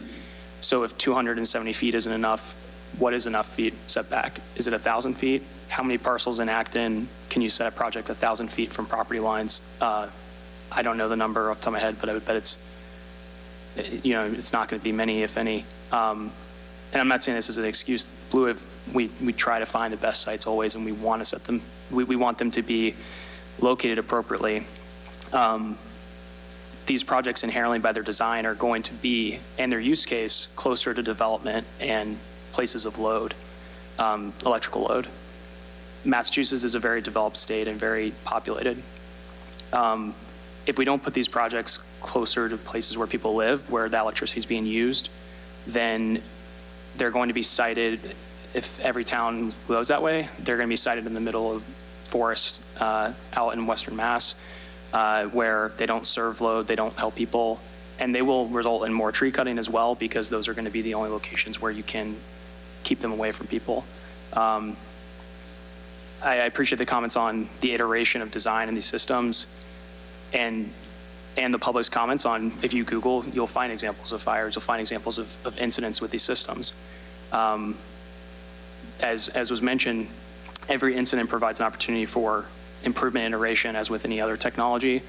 And Underwriter Laboratory, the National Fire Code, NFPA, I've submitted a list to the board of all the people, the organizations, fire departments that informed NFPA 855, those safety standards for energy storage, which recommend 100-foot setback for systems from property lines and residential structures.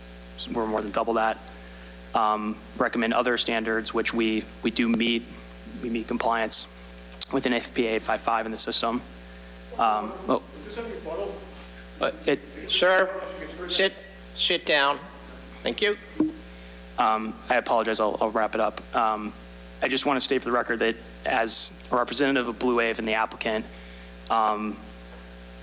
I struggle to see, I understand the concern, and I want to be able to work with the boards to alleviate uncertainty over the safety and health system in conjunction with the Board of Health, if that still is the case. But I struggle to see a scenario where, or I struggle to see the reasoning behind these systems and the technology and the standards and the design that's gone into them being not enough, and there's too much vague uncertainty regarding the safety to justify not approving. But I'll stop there, and thank you for your time.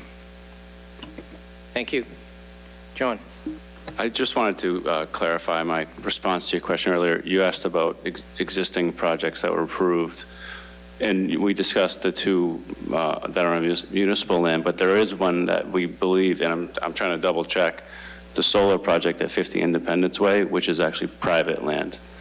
So that may be a case where battery storage was approved by this board. I'm trying to find the decision right now to confirm that.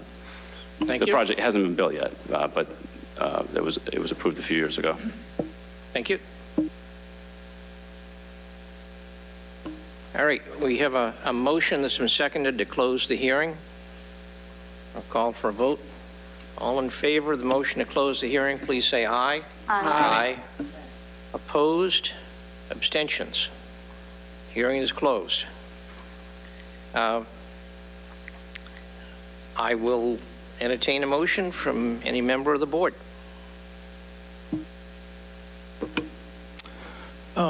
I would recommend that, given all this testimony, that we ask the planning board to draft up an approval and a denial so that we can consider which one we'd like to vote for. Could I have a second on that? Second. Moved and seconded to ask the planning board, planning department, to draft both a draft approval and a draft denial for later consideration by this board. Can I make a friendly amendment? I would move to ask the planning department to drop a denial. I'm not sure why we need both. I suspect because there's some differences of opinion amongst the members of the board, and I think all of us would like to have some more time to ponder this, and importantly, from my point of view, I'd really like to see in great detail what legally we can do. There are certain mandatory statements we have to come up with, and I would like to see how the planning department, assisted by council, can respond to that before we take a vote. John. Yeah, Kristen's available, but I do know that we would need some direction on what the basis for the denial would be. Just so we could use feedback we've heard, but if there's any specific direction, that would be helpful. Otherwise, we could just come up with a menu, but I'm not sure. Kristen, can Kristen add to that? I understand. I'd ask the members of the board, can you come up with a specific list of reasons for denial that you can think of right now?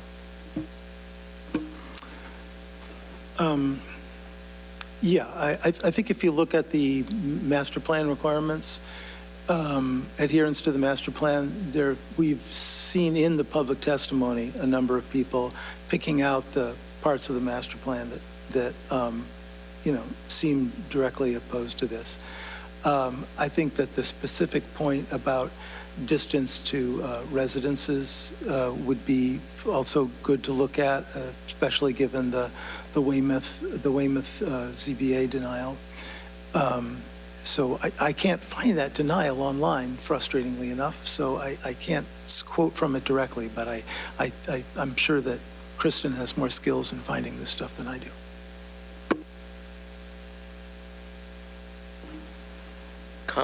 Imager. Yeah, and just to add on to what Jim said, I think that looking through the information that our fire department has sent us, looking through any other potential health and safety concerns, I realize that doesn't directly impact us, but definitely indirectly will have an effect on whether we approve or not. So tying that in where legally applicable into an acceptance or denial letter, I think is what I would want to see. I think it's also worth looking at, it's been mentioned a couple of times, the 1985 decision that allowed 100 Discovery Way to go forward, and whether there's anything about this project, and because it's easy to forget something that happened a long time ago, 38 years ago. And there may be requirements in there, for example, about, the trees or the distance between parking and facilities, or there might be something in there that would also be good to hang a denial on. Thank you. I will observe that our next select board meeting is March 6th. I don't think it's reasonable to expect that the planning department and town council review will be able to get things done by March 6th. I would hope that we could have those draft decisions to us for our March 20th meeting. John, do you think that's an appropriate lift? To prepare 2 draft decisions, one for approval, one for denial? Yes. We could certainly have something by the 20th, absolutely. Okay, thank you. Okay, so I believe we have a motion under consideration to ask the planning staff to prepare a draft approval and a draft denial, and with the understanding that hopefully we'll be able to review these at our meeting on March 20th. Does that capture the motion, Lisa?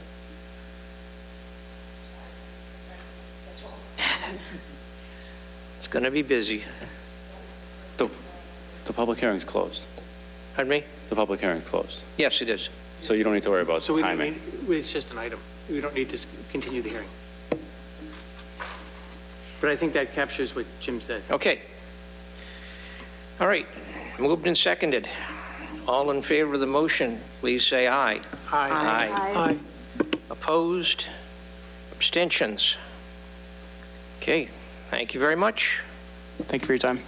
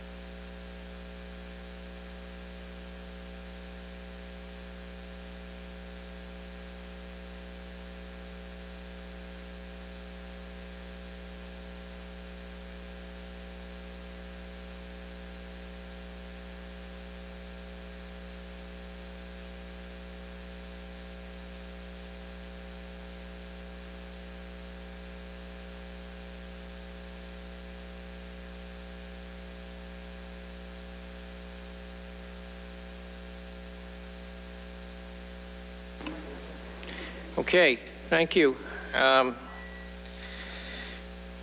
We'll now move to our next public hearing, which originally was set for 7:20 p.m.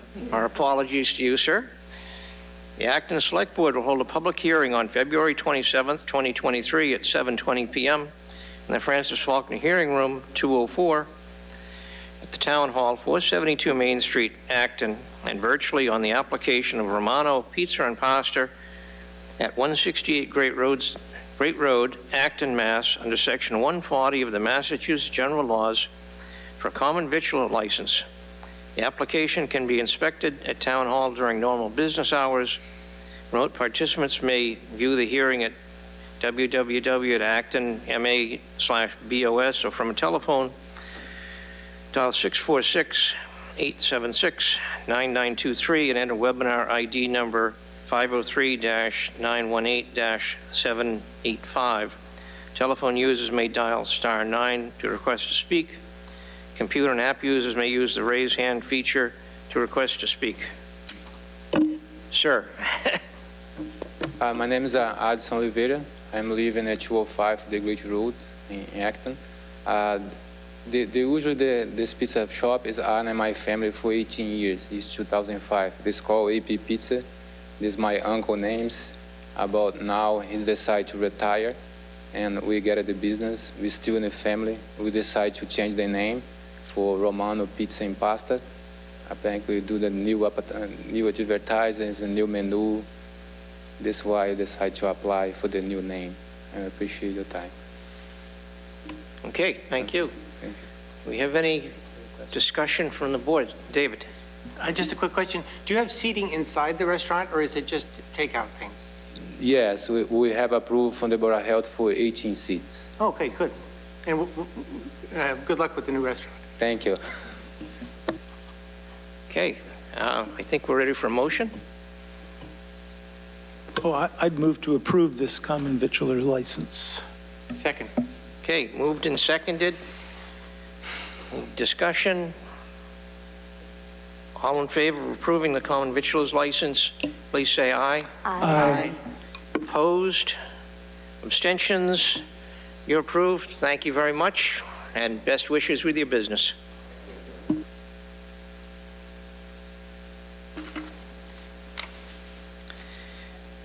Next, item 5. John, I'll let you lead off. Thank you. I'm pleased tonight to introduce one of our newer staff members, our Director of Diversity, Equity, Inclusion, Wanjiku Gachugi.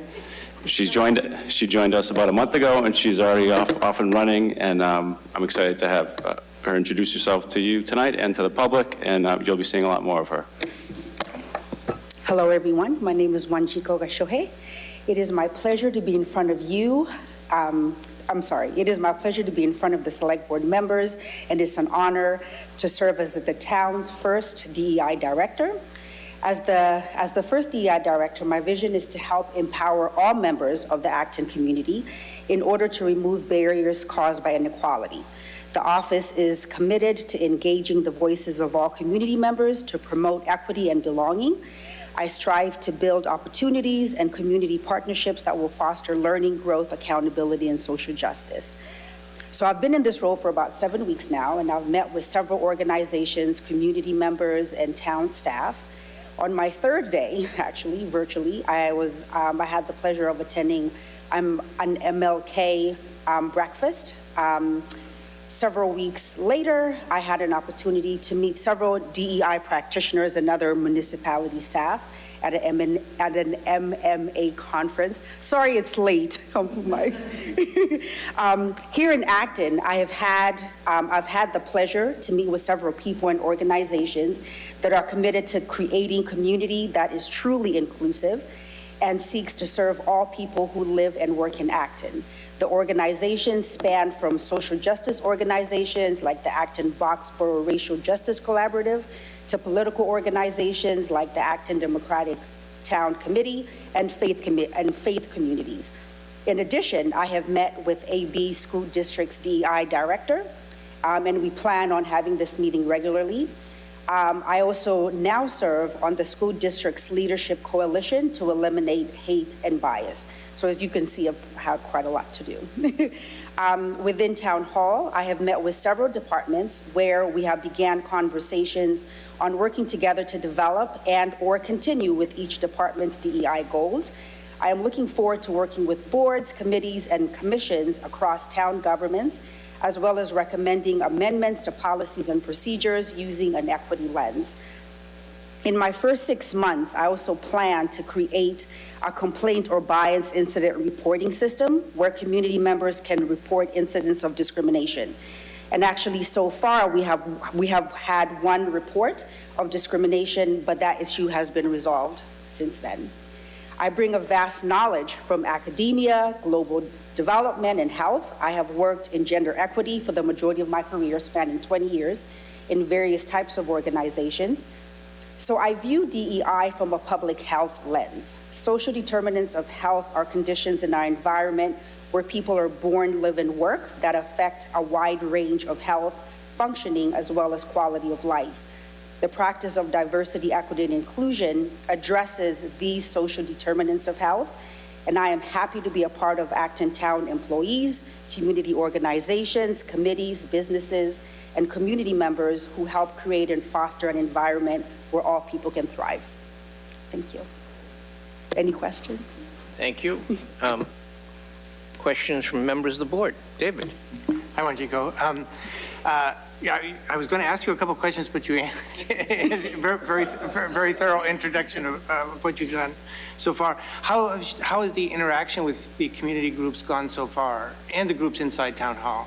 Yeah, so far everybody has been receptive. With the exception of one incident, the majority of the meetings have just been really introductory. With the departments, we have had a chance to outline some goals. So each department has been different, right? So some already had some goals, some were working towards creating those goals. Thank you. Questions from other members of the board? Imogen?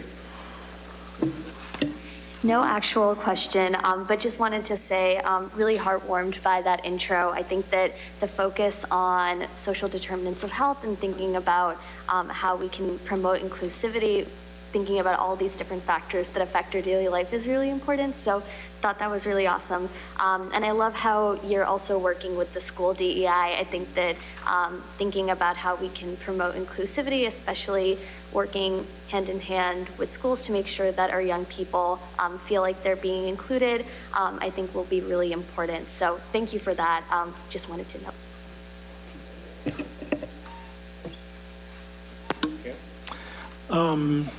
So I know I need to protect, anonymity and privacy, but let me just say that I did hear from a commissioner on a different board or committee who was just very enthusiastic about the way that you stepped in a situation in which, people thought there might be discriminatory intent on a town policy, and you were able to focus in, communicate with people back and forth, and communicate to people that, no, indeed, this is a helpful policy the way it is.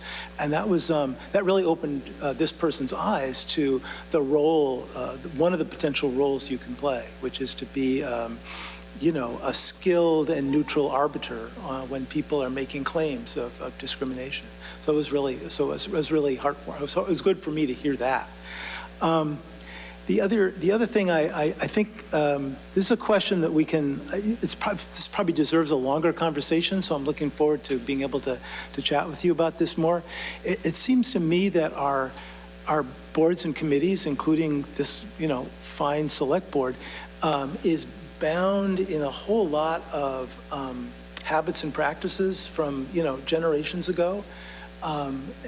Many of which were created by people who were remarkably homogenous. All men, all white, all probably, middle-aged or so. So we may be missing things in our habits, policies, practices that would be more welcoming, and we might not even know it because there's such a weight of habit. So you've now gotten to sit through one select board meeting. You got to see some, a cool conflict, and you got to see how we handled it. I'm looking forward to talking with you more about, policies that we have or practices we have that could, potentially be looked at with a fresh eye. Sounds good. Looking forward to it. Mm-hmm. To welcome you.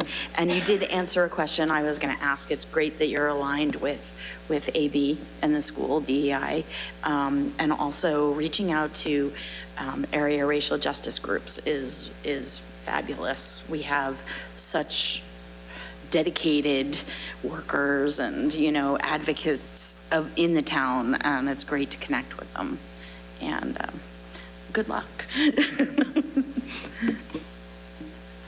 So, interestingly, a month or two ago, we all receive things on our personal email, questioning town policies and, the back channel discussion. So I got a lot of back channel discussion. Why do we need a DEI director, and how much is this person going to get paid? And so, I responded, that this was the rationale behind it. It was approved at town meeting, thus and so. One of the same individuals contacted me about a week ago and was just glowing and saying what a great job you're doing. So I think, that it's a good start. I was professionally employed in the town for 40 years, and this is a great place to work, and this is a great town. And I hope you have as good a career here as I did. Welcome. Thank you.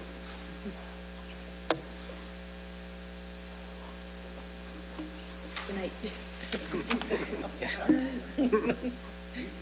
You get to go home now. Oh, no. So, if you wish. Don't walk, run.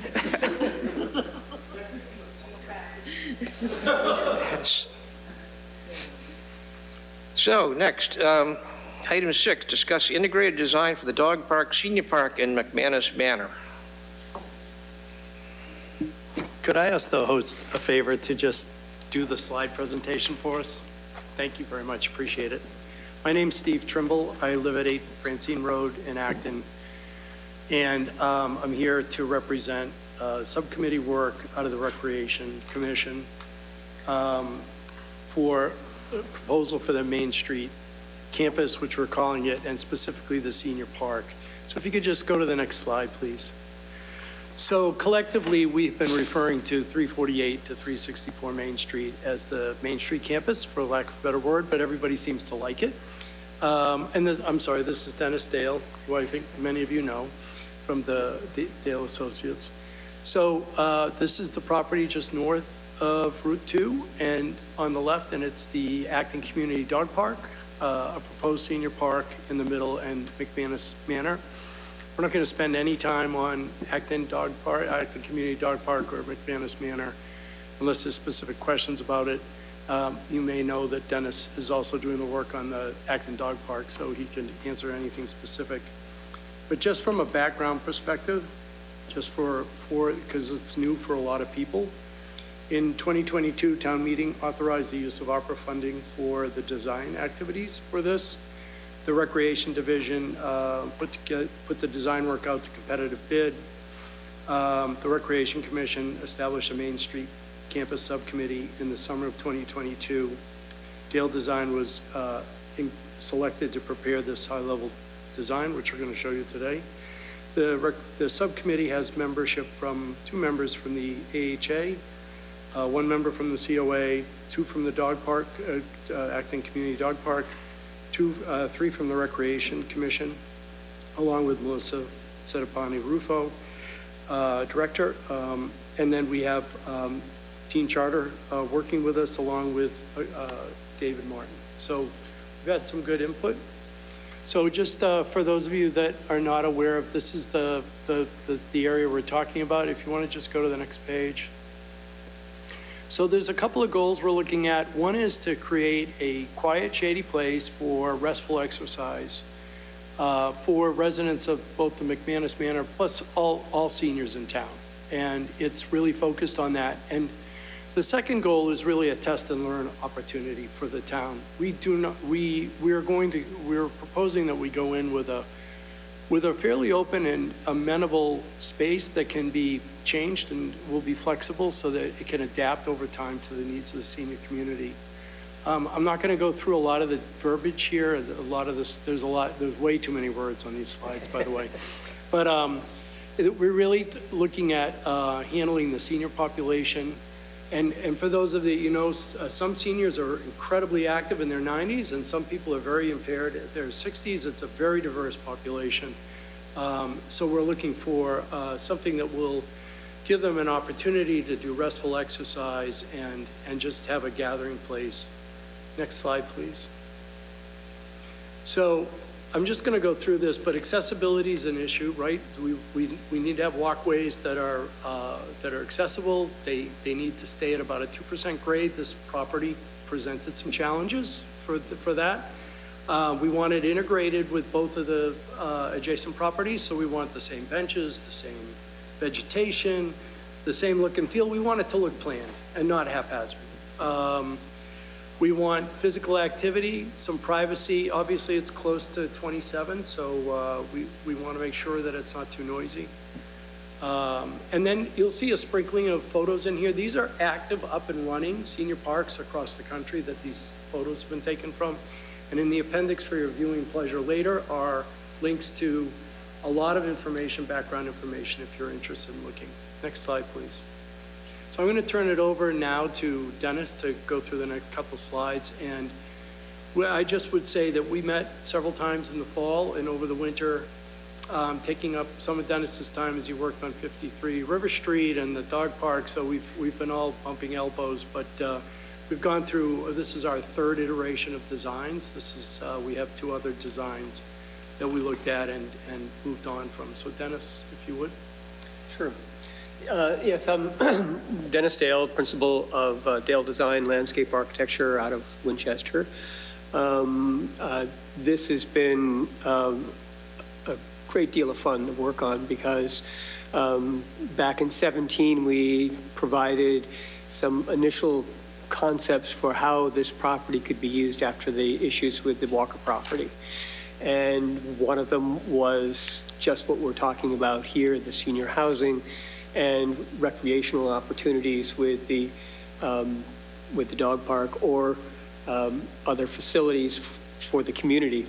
What you see in the center here is quite a distillation of thoughts and how best to use this particular piece of property, how best to integrate those who live at McManus Manor, how best to integrate that design team's work, which is really quite nice. Offshoots is a landscape architecture firm that I know of.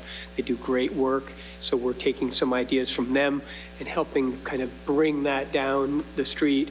Having also worked on the other side of Route 2 at the Hosmer House, we know we want to kind of carry that, not necessarily a complete streets project, but I know that that's being thought of right now, across, so that there's a sense of uniformity, there's a sense of a town presence along the street. Now, back in 2008, we can all go back and look in the past with our street views on Google Maps and see that this site had been incredibly wooded.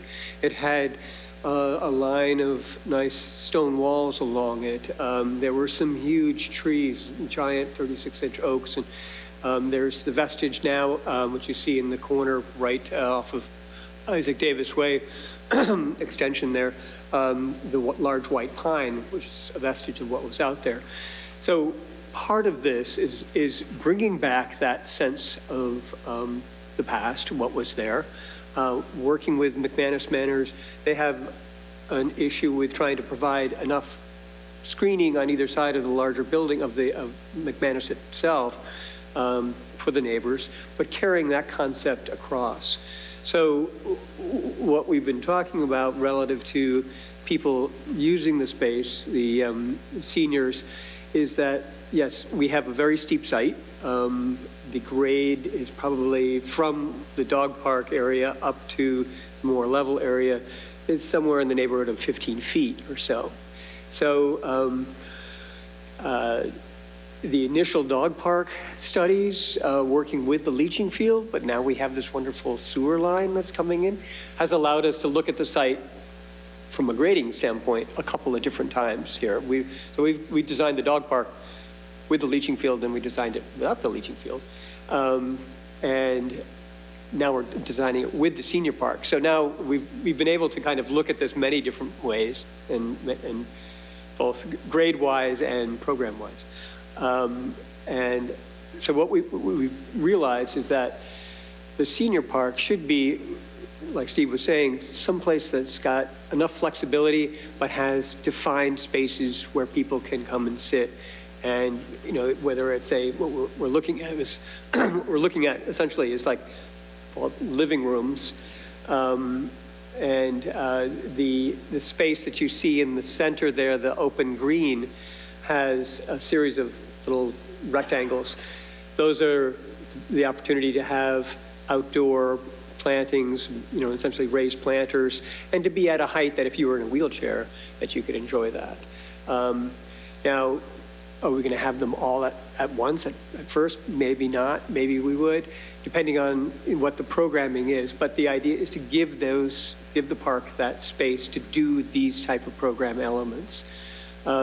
So at the end of that kind of oval space there is a more, you know, a gathering area that might have a tent, very much like you would see up at Miracle Field, where you can have at least, you know, 20 tables, you know, set out and have a small event, or have, you know, people be able to come and gather, whether, you know, any of the programming that might then spill out of McManus Manor. One of the things we were very conscious of is that separation from Main Street. You'll see a little kind of half moon green shape at the base there. We know that having spent enough time out in the field there, the trucks coming down that hill using their engines to slow down. You hear that. Well, when you're in that park at that edge there, if you can see that, that sound becomes even more intense. So the idea is to screen that area, and because of the site having lost its topsoil in the past, that area would be built up. A little bit of a retaining wall allow us to bring in some soil in there and create a buffer there that actually matches somewhat what they're doing over at McManus Manor in terms of these densely planted edges. As you walk through the park, that gives us an opportunity to have like a wooded edge. So the idea is that it's a choreographed experience through the park. You go through different places, and when you're a senior, and be able to get out, not go that far, but have the joy or the pleasure of being able to sit. There's a series of benches along that crescent, or as you continue around that loop. And each one of these loops is essentially a doubling of distance, so that you can, if you're able enough, you can do, well, maybe just the short 260-foot loop, which is the inner loop. And then maybe if you're feeling more up to, a little bit more rigorous day, that outer loop that's still above is about 700 feet. Now, if you go all the way out and out to the outer edges, we've included a walkway that goes out through the woods and back up around the dog park. That literally is a quarter mile.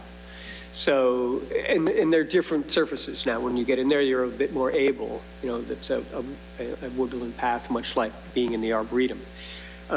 So this is part of that whole experience of linking all three properties together, but also providing that experience. You'll see those little pink trees up on the corner there. We have a cherry walk in there. So that's another experience. As you come down that broad arc that is on the top of that plan, that is at as far out as we can push it so that it is nearly an accessible route. It's probably 1% more than 5%, but that's a nice soft kind of grade that brings you down to the dog park. And you can either swing by the dog park, or there's a couple benches that allow you to look over the dog park. So that's always a lot of fun in terms of, just watching other people play with their dogs or the dogs that are out there. So at this point, we've been through a number of different options. I think that, is there another slide that we can go to? Is that next one? I left those off, but I'd be happy to forward those later. Okay. Yeah, there's one more slide. One more Next slide? slide, please. I'm sorry, the more detailed slide. So the Okay. pictures on the Here we go. right are sort of what they look like now, and the left is, the left is what it looks like now, right? The other thing I want to point out, Dennis, if you would, the parking that you see on the right side of the park is not using Isaac Davis Way at all. They are separate. There's no overlap at all with Isaac Davis Way. Yeah, we've actually moved the parking lot over enough so we can get like a small hedge in there and maybe a rail fence that just separates it. I know that's been an issue for the neighbors in that location. What you see on the left-hand side, the upper photograph actually is standing more or less right at the edge of the entrance to the parking lot and looking back, and you'll see that whole edge of Isaac Davis Way, I guess it's the Porter's property, is the name there. They have a wood fence all the way along that edge, which is great. There was some concern about, relative to the dog park, because we're so low, we're about 17 feet down, and that fence there should be no issues with the sound. I think it'd be more sound from Route 2 than the dogs in the dog park.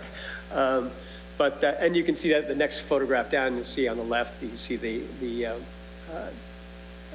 fence that's along that edge. Now, most of the park you'll see is actually pushed back into that corner, and that's another reason we're trying to utilize two things. One is that that's the more level area for the park, and that upper area is very flat. We were able to grade that out fairly level. But it also is the most quiet space, and you'll see there's a little corner room in the back corner there that's for tables and chairs, and it could be just movable. That's what we were showing earlier, just movable tables and chairs that allow people to pull up a table, pull up a chair, let's go visit, Nana, and we'll take a walk out there and have a picnic or something like that. The other two lower photographs actually link together. The upper one is looking out towards Route 2 and the entrance to the dog park, but you'll see in the lower right-hand corner of that photograph a series of huge boulders that were left behind. Now, those are both opportunity and an issue to deal with because they're so big. But what we'd like to do is be able to bring them back and define a little bit of that stone wall that was once along a portion of Main Street right there. And there is another pile of boulders. You can't really see it. The lowest photograph, actually, there's a lot of shrubs around it. But we're looking at utilizing those boulders also to define and deal with some of the grading that we have in the dog park, but also some of the grading along the edge of the base of that crescent arc that we're making in there. You'll see a bench on the bottom there. We looked at all the different furniture that we have in town. The idea is to try to use what we have such that we're using what the recreation department's comfortable with. And it's mostly trying to use recycled plastic benches that look like, there's some right behind the bathhouse in Nara Park that has, it looks like wood, but they're natural. They're actually recycled plastic. And one of the fun things that the committee has brought up, the senior park committee, is the idea of what we call, in this is a section of the arc of the walkway there, is what we're calling the porches, where we might have a series of swings, like big porch swings that, and this has been, something that I've seen in other urban parks. There's a wonderful park in Brooklyn, looks out over towards the Brooklyn Bridge. Also one down in Dallas that has a senior park, has wonderful benches. And they're heavy duty, not meant to be played with. They're kind of enough weight that it's just a nice, gentle rocking. And that's an idea that you have just something a little bit different in the park that has, special character to it. You'll see the upper right photograph of the gentleman with the playing checkers. We'd have the tables, we'd have those game tables on them too, as an opportunity. I already mentioned the being able to utilize the gardening and raised planters that might occur throughout the park, or at least in that particular arc or in the back there. So we are moving along. It's the project's, tying the two together has been great with the two different committees. And I open it up to questions, I guess, at this point. So start to ramble. Thank you. Steve, do you have another? Let me just finish a couple of notes, and it can be quick. So on the next slide, please. So this is a little bit of what's happened to date. You'll see the committee membership. We're at item 8 on this list, which is Board of Selectmen review and approval to move to detailed design, which is what we're asking for today. We'd like to develop bid documents by mid-August so that we have those in the event that we want to take it, for example, to the CPC, the Community Preservation Committee or something, but we would like to take it that far. Would require, John's minor modifications to the contract or an extension to the contract, but we have funding to go a little bit further without that. So that's that. And then we would expect to, we did have a citizen meeting last summer, which was not attended by the adjacent folks. So we have to reach out a little bit more broadly, but we will certainly do that as we go through the spring. And then just a couple of things in the appendix, if you wouldn't just mind flowing down to the appendix quickly, I'll just show you what's there for your viewing pleasure. But some of the topics, there's a list of sample topics we talked about that you can look at later. That heavy swing, for example, is that kind of passive activity for seniors, right? They're pushing with their legs, they're actively engaging. On the next page, we've only talked about passive senior parks. Many senior parks have put in senior-oriented exercise equipment, it's usually for two people so that they can talk at the same time. It's not to be confused with circuit training stations that I think most of us realize don't work in most parks. And then the last page is some background on why towns decided to do this, some exercise equipment examples that are specifically targeted to the senior community, designing discussions. There's quite a few out there, and some sample designs. So you can, if you've never seen this topic before, you want to dig in deeper, those links will take you to a whole bunch of places for that. So if there's any Q&A, that's what we do. Thank you. Questions from members of the board? Fran? That senior equipment looks so interesting. There's a lot of fun ones, really. There's just some really good ones. And that's something that might not have to happen right away, but in the future, there will be room for it. You know, one of the things we looked at in the beginning was, do we need parking initially or later? And through the first meetings, we were like, well, maybe we'll put it in later if we have demand. But one of the things we didn't mention is there's no direct connectivity to McManus Manor. So there's no back door out of McManus Manor over to this. So they got to go out to the sidewalk. There'll be a new sidewalk on that side. They're going to have to get on that sidewalk. We'll have to put some benches there because it's not hugely far, and we'll have to have like a fork into that park right where the parking area is. So we do have to think about that stuff. But we decided we really do need to have at least parking go in the beginning, because otherwise they'll use the dog park parking, the Acton Community Dog Park parking, and we do need space.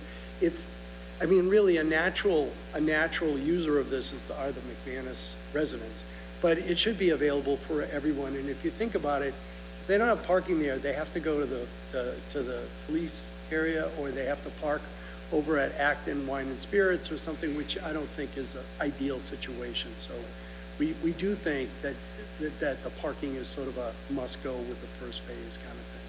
And I think we all, you know, but if we went in, for example, with swings and and benches and maybe a couple of Boy Scout, you know, kind of things, we would be good. And then if people said, well, we really need more exercise equipment, then these areas lend themselves to that. So there is space at the end of the parking for a porta potty as well. So we looked at that as well.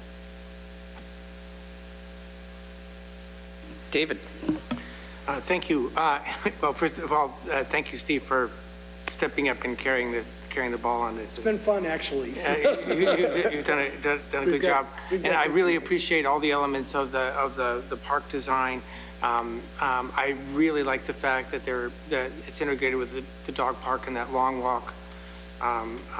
My dad would have taken the long walk, I was just wondering, does the long walk also have benches along it from time to time? Or is that something that, you know, people could fundraise and add them? But I just wondered what's in the initial you know, one of the design. things that we've got Karen and Tom on, and sometimes Claire from the dog committee, depending on who can make it. But one of the things we haven't done yet, I mean, it's in our best hope that the walkway is not something that's difficult for anyone, and we need to be careful on the pitch and everything, and we really want both parks to have the same benches. So we've got work to do there. We haven't really done that yet. That would be something we'd have to work on. But we've had great support from both Kelly and Nancy and everybody down there. So I think we'll work that out. But we should have, if we're gonna encourage people to walk that quarter-mile loop, we should have opportunities for them to rest. Yeah, so I would say two things, and again, I'm using the context of my father at 90. He could have easily done that walk. He probably would have wanted to stop a couple of times on the way, but mostly he'd want to stop to watch. If he lived at McManus Manor, he would walk down from McManus Manor, sit there and just watch people come and go to the dog park. Or meet people at the senior park. So, the places to stop are also just places to take in the world. So that was the concept around the porches, which are seats not facing inwards, but looking at the dog park, right? They're sort of terraced porches. The other thing that you'll notice if you do research on these senior parks is, even though we've got some hedging along Route 27, it's very important that caretakers have good sightlines on their charges. And it's also important for people to be able to see them from the street. So it can't be walled off. It has to be sort of open. But so you have to be really thoughtful when you put these in. And to your point, yeah, my dad at 86 would have been whipping around this. So yeah, I think having enough park benches, I think that should probably be a focus, along with some tables and things. And then there's that open areas lends itself, and we had conversations. Would anyone ever want to do like a senior yoga class there, or Tai Chi with it? But if you leave it open, then people can use it the way they feel fit, right? That they want to do it. If there are spots too, people can donate benches later over time, over years. So anyway, thank you. Maybe we can use some tree stumps from Kelly's Corner, the legacy. There you go. Yeah, exactly. I was going to bring that up because it came up in the dog park, because we want to have some areas where we could use the big, the dogs can either jump on them or people can sit on them.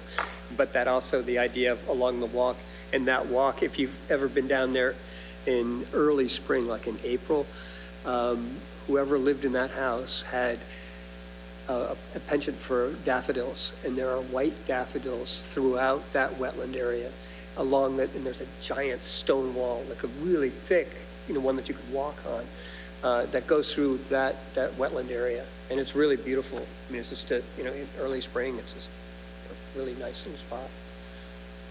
Thank you. Other comments? Jim? Maybe it's like a conversation or a question for Fran or the manager. I'm wondering how much the ship has sailed on the connection between McManus Manor and the park. I mean, naively, without knowing all the background, it does seem like it would just be so much better if there was a way to walk out the back of McManus Manor and walk into the park, as opposed to having to be forced to walk all the way around. And on the flip side, having some kind of, slightly more easy to use restroom facilities than a porta potty in the middle of the parking lot, that seems like that belongs over on the McManus Manor side. But I don't know if it's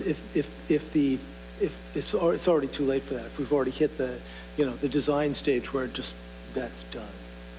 I can address a couple of those. Kelly and Nancy may be on it too. So, the ship has sailed. Okay. That's what I was going to say. And both of these items were heavily discussed. Okay. I think it'll be a fairly good connection. Through the town manager's office, we got a complete streets grant that's going to rebuild a lot of the infrastructure along Main Street there. So I think we'll have a nice sidewalk along there. So it's not a direct connection, but it's a good one. There was quite a bit of discussion back and forth about, allowing folks to have access to a restroom in McManus Manor, but there are just so many security concerns that were raised with that, so backed off on that. I will observe that although it's either a bit of a walk or you have to get back into your car, I mean, there are publicly accessible restrooms in the public safety facility, which is within sight of this building. Yeah, I think a lot of folks aren't thrilled with plastic porta potties, but those 2 points were probably hashed over way more than they needed to be. Okay, I'm happy to take your word that the ship has sailed. We I also won't go didn't there. really talk about it much, but with the sidewalks, there'll have to be a review of crosswalks and flashing, the flashing, like in, out by True West, the walkways and crosswalks and that kind of thing, because people may choose to walk up to the public safety building. Yeah, and there is a crosswalk near there, but it's, of course, unflashed and unsigned, and I always take my life in my hands whenever I go across it. Yeah. Yeah, I know that whole issue, I know that's something that a town engineer and the public works director very interested in as part of this complete streets design, so it's been discussed quite a bit. It's been, I will admit to a great deal of skepticism when the idea of a senior park was first raised, but it seems to have come together pretty nicely. And And the various interest groups are all still playing nicely, which is also nice to see. Except for the ones that have entirely disappeared and never show up for meetings anymore. Yeah, well, but I think it's working out very well. I feel pretty confident that we're well along the way, and I think that I'd be happy to entertain a motion from any member of the board who might, endorse this plan and ask them to move forward with it along the lines that have been outlined today. David? I asked that, I move that we ask the town manager to move forward with the detailed design of the senior park on the Main Street campus. Thank you. Could I get a second? I'll second that. Moved and seconded. Further discussion? Well, we'll go with Steve first. I just have one question, because I'm a private sector person. Does bid documents, is that the goal? Is that what brings us to a detailed design? Bringing us to a point of bid documents, John, or what would you need? So define detailed design. So the next phase of design would be to, take these beautiful drawings and put quantities to them and specifications to them, which would be, you'd have construction drawings and construction specifications. Okay. And that's the information that you need to hire a contractor. Thank you. And then you go out to bid with that information. Terrific. Thank you. Appreciate it. Jim? Just a few notes. It's because these will come up in the next level of design. I'm wondering what kind of really big trees and bushes are predicted by landscape designers to survive well as the climate gets hotter and as we get more combinations of drought and flood. So what sort of trees and bushes are you looking at? In my career, I have seen the USDA line where we would never plant any trees any farther north than Rhode Island. We were planting them up here in Boston. Mm-hmm. And so,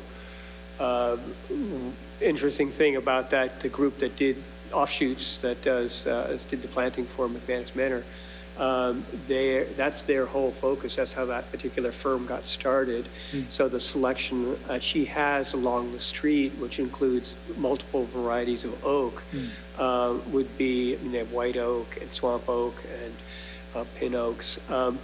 That would be one of the directions they can take the drought. They grow fairly quickly. They provide the ecology necessary for a slew of different animals. So that would be our key, would be kind of drawing from them, which provides a bit of the design connection between the two. But that would be our focus. Yeah, and we probably have, because of cost, not quite as many trees that they have on McManus Manor, but the thought would be that if we have, the goal is, put a $10 tree in a $100 hole. Mm-hmm. So if we look at it from that perspective, making sure that we're utilizing the most we can with the money we have, and thinking about the future, I think that will be quite successful, and it'll also, much like when you look back at what Olmsted or what the trees that are planted along the Charles River, those London plane trees, they were planted in a huge hole. They were given a lot of soil and given a lot to get, and a broad open soil, and then mixed it. And you can see that in the specs that were in the offshoots plans, the different types of soils that they were using in their specifications. So I think that you've got a great team on the working on that McManus Manor project, and that we'll take that and carry it down to the next two properties. So.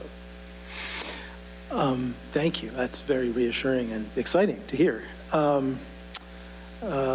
couple more things. I couldn't tell from the shades of green, but I'm hoping that the the mowable lawn is kind of limited, like it's in that formal oval place, and the other stuff is more like perennial ground cover or something, because, mowing sucks. Yeah, that's something that we, that inner loop, the outer loop, and the crescent of trees, the thought was that the possibility of actually having more of a meadow. And we're looking at kind of either no mow or low mow kind of planting, just because I know Melissa's got enough on her hands in terms of maintenance and, recreational side of it, but also just for the interest of it. And we would provide what's nice and what I've done in other projects is making sure that you have that sense of intentionality, that you know that it's supposed to look like that it's not just like it's been left.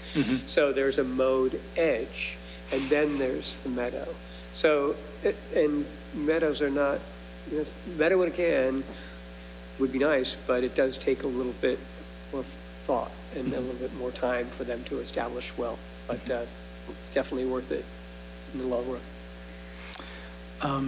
Second to last comment, I just wanted to emphasize, or I think you picked up on it, what Fran said about, and I just want to make sure you're aware of the deadlines for requesting trees that were taken down from Kelly's Corner, because that's coming up. If you want to use some of those, there's a little process for writing a proposal. I'll put another one in. I already put one in. Great. Okay. Great.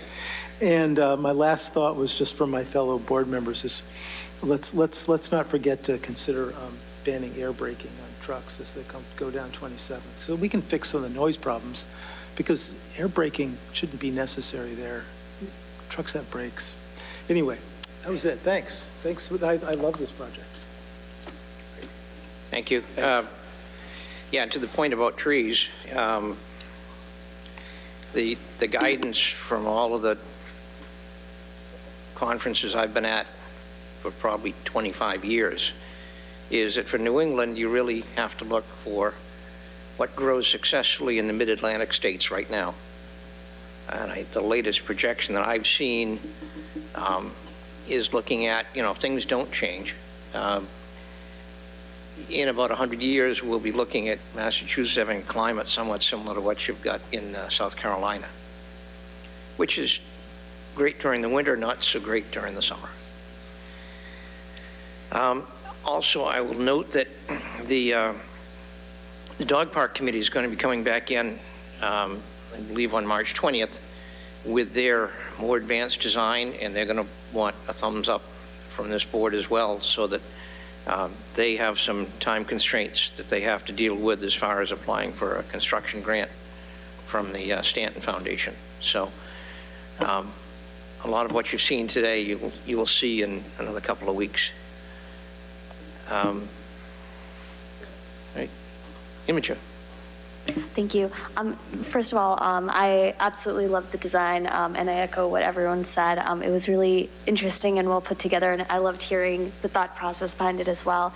Quick question, is there going to be any lighting in the park, or is it just going to be like lighting on the surrounding streets? And is the park going to be closed at sundown, or what are the plans for that? The thinking to date has been that it would act like the other parks, which is sunrise to sunset kind of thing with no lighting at night. We will put in a call safety box, which I think can happen, but there's no plan to put lighting in at this time. But I mean, we're certainly able to do that, but we don't do that at other parks, right? So. Yeah, I don't think we want the seniors cavorting after dark out there. Yeah, we didn't see the need for it, and there was some even discussion, do we take care of it in the wintertime? We haven't really gotten that far, but all that was discussed. Okay, if folks could refresh my memory, I think we've got a motion and a second.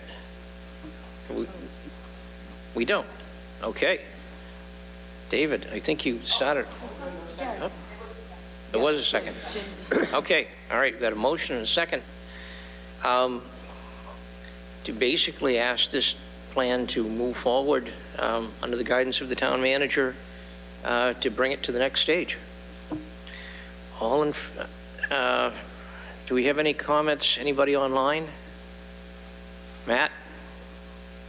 Yes, Mr. Chair, there is one raised hand. Okay, let's hear it. I believe this is Tara from earlier, but they should be able to speak and unmute themselves. Hi, this is Tara. Can you hear me? Yes? Yes. So first of all, I'd like to say that the daffodils, friends of mine planted them. So thank you for noticing them. And that house was offered to the town for $200,000, and the town said no thanks, that they didn't need it for open space. But it gives me an opportunity to say that this is really an excellent example of how a better planning, where we look at these pieces of land to see what we'd like to do with them, so that we have ideas about how to control, to buy them. It would be $200,000 would be a lot cheaper than $2 million, for example. And so the other thing I want to say is that I agree with David about the benches. I have a lot of experience working with very elderly people and disabled people. And, given the interest, it's going to be like the most exciting thing happening. And that everybody is living there is going to go down there and sit and watch the dog park. So if you could have benches like every 10 feet, 20 feet, maximum, and plenty of seating down there. So please, please, please, thank you so much. It's a lovely design, and I really appreciate the effort to integrate the two sites. Thank you. Thank you. So, all in favor of the motion, please say aye.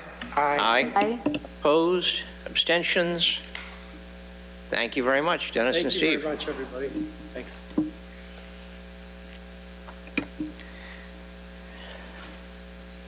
Okay, film permit.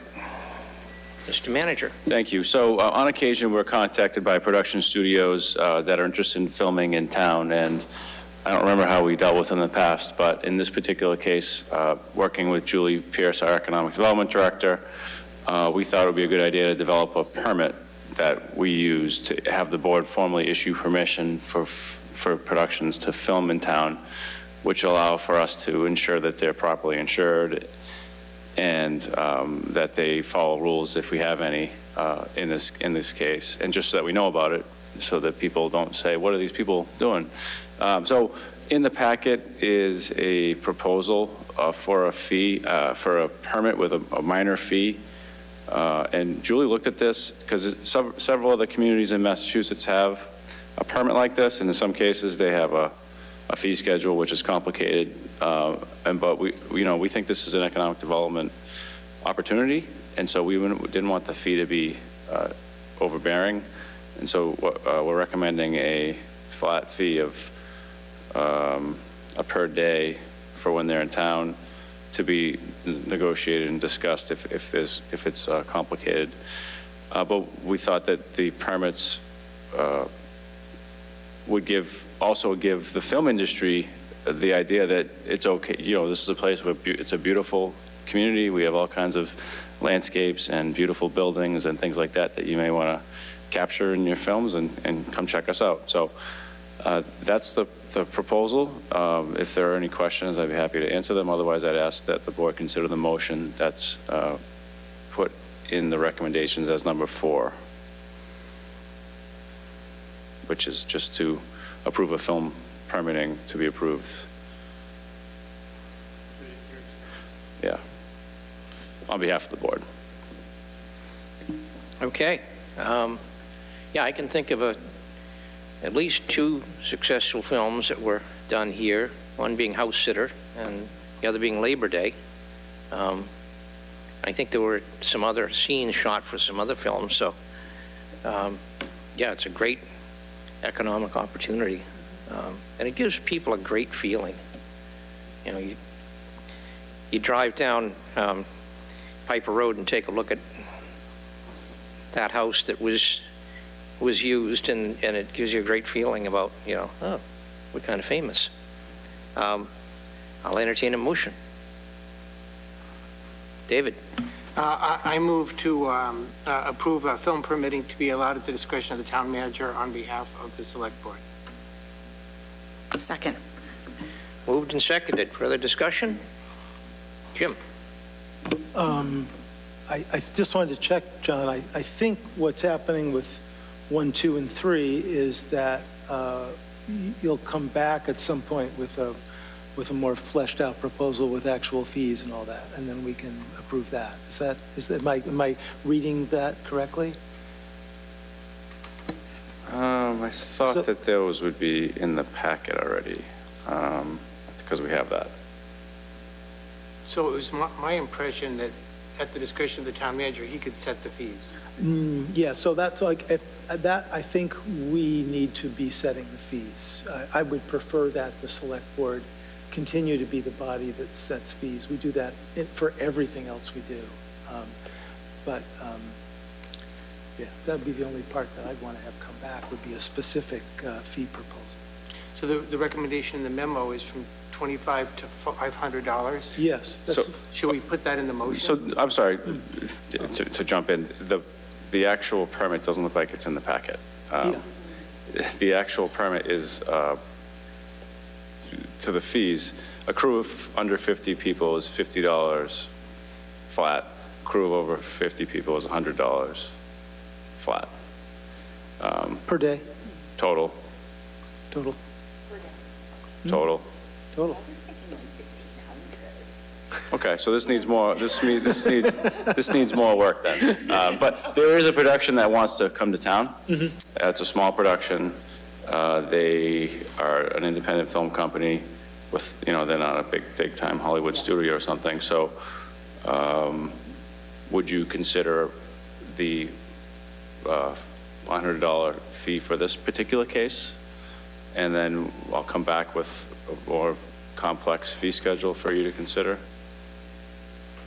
Mr. Chair, can I withdraw my motion? Go ahead. I withdraw my motion.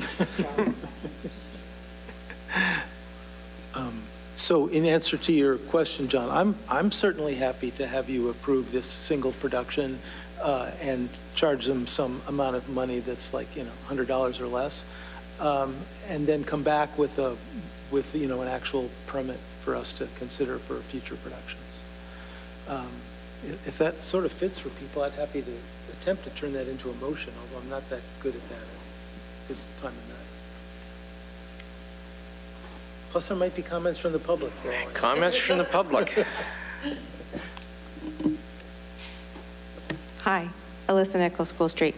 Both of my children have made films in this town, and I noticed that in what's in the packet, it does mention student films, and I'm wondering, is this going to inadvertently complicate things for students by making the fee apply to them as well? I think the intent here is more if a film company needs to tie up a street or a neighborhood or a business, and it's otherwise operating as a business, this is a process just to have, because they come and check in with us anyways, and we say, sounds like a great idea. We don't really have a process. Sure. So this is more of just a way to have a more formal process to allow these things to happen.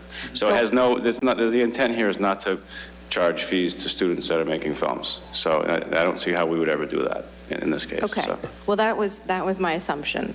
I love it, and that was my assumption, but I'm just worried about unintended consequences. If we have a fee schedule that is applied to film production companies, a couple of my neighbors, it's a husband and wife, they're a film production company. So would this, limit their work or student work? Is anybody going to follow through? I don't know how that would happen. Obviously, if they call town hall or call the business line on the police, the public safety facility, they could be told, no, it's okay, we don't need to charge these folks. But just to make it clear so we don't have those unintended, somebody's messing up because they haven't paid the fee. That's all I would worry about, because I don't want to stifle creativity. Thank you.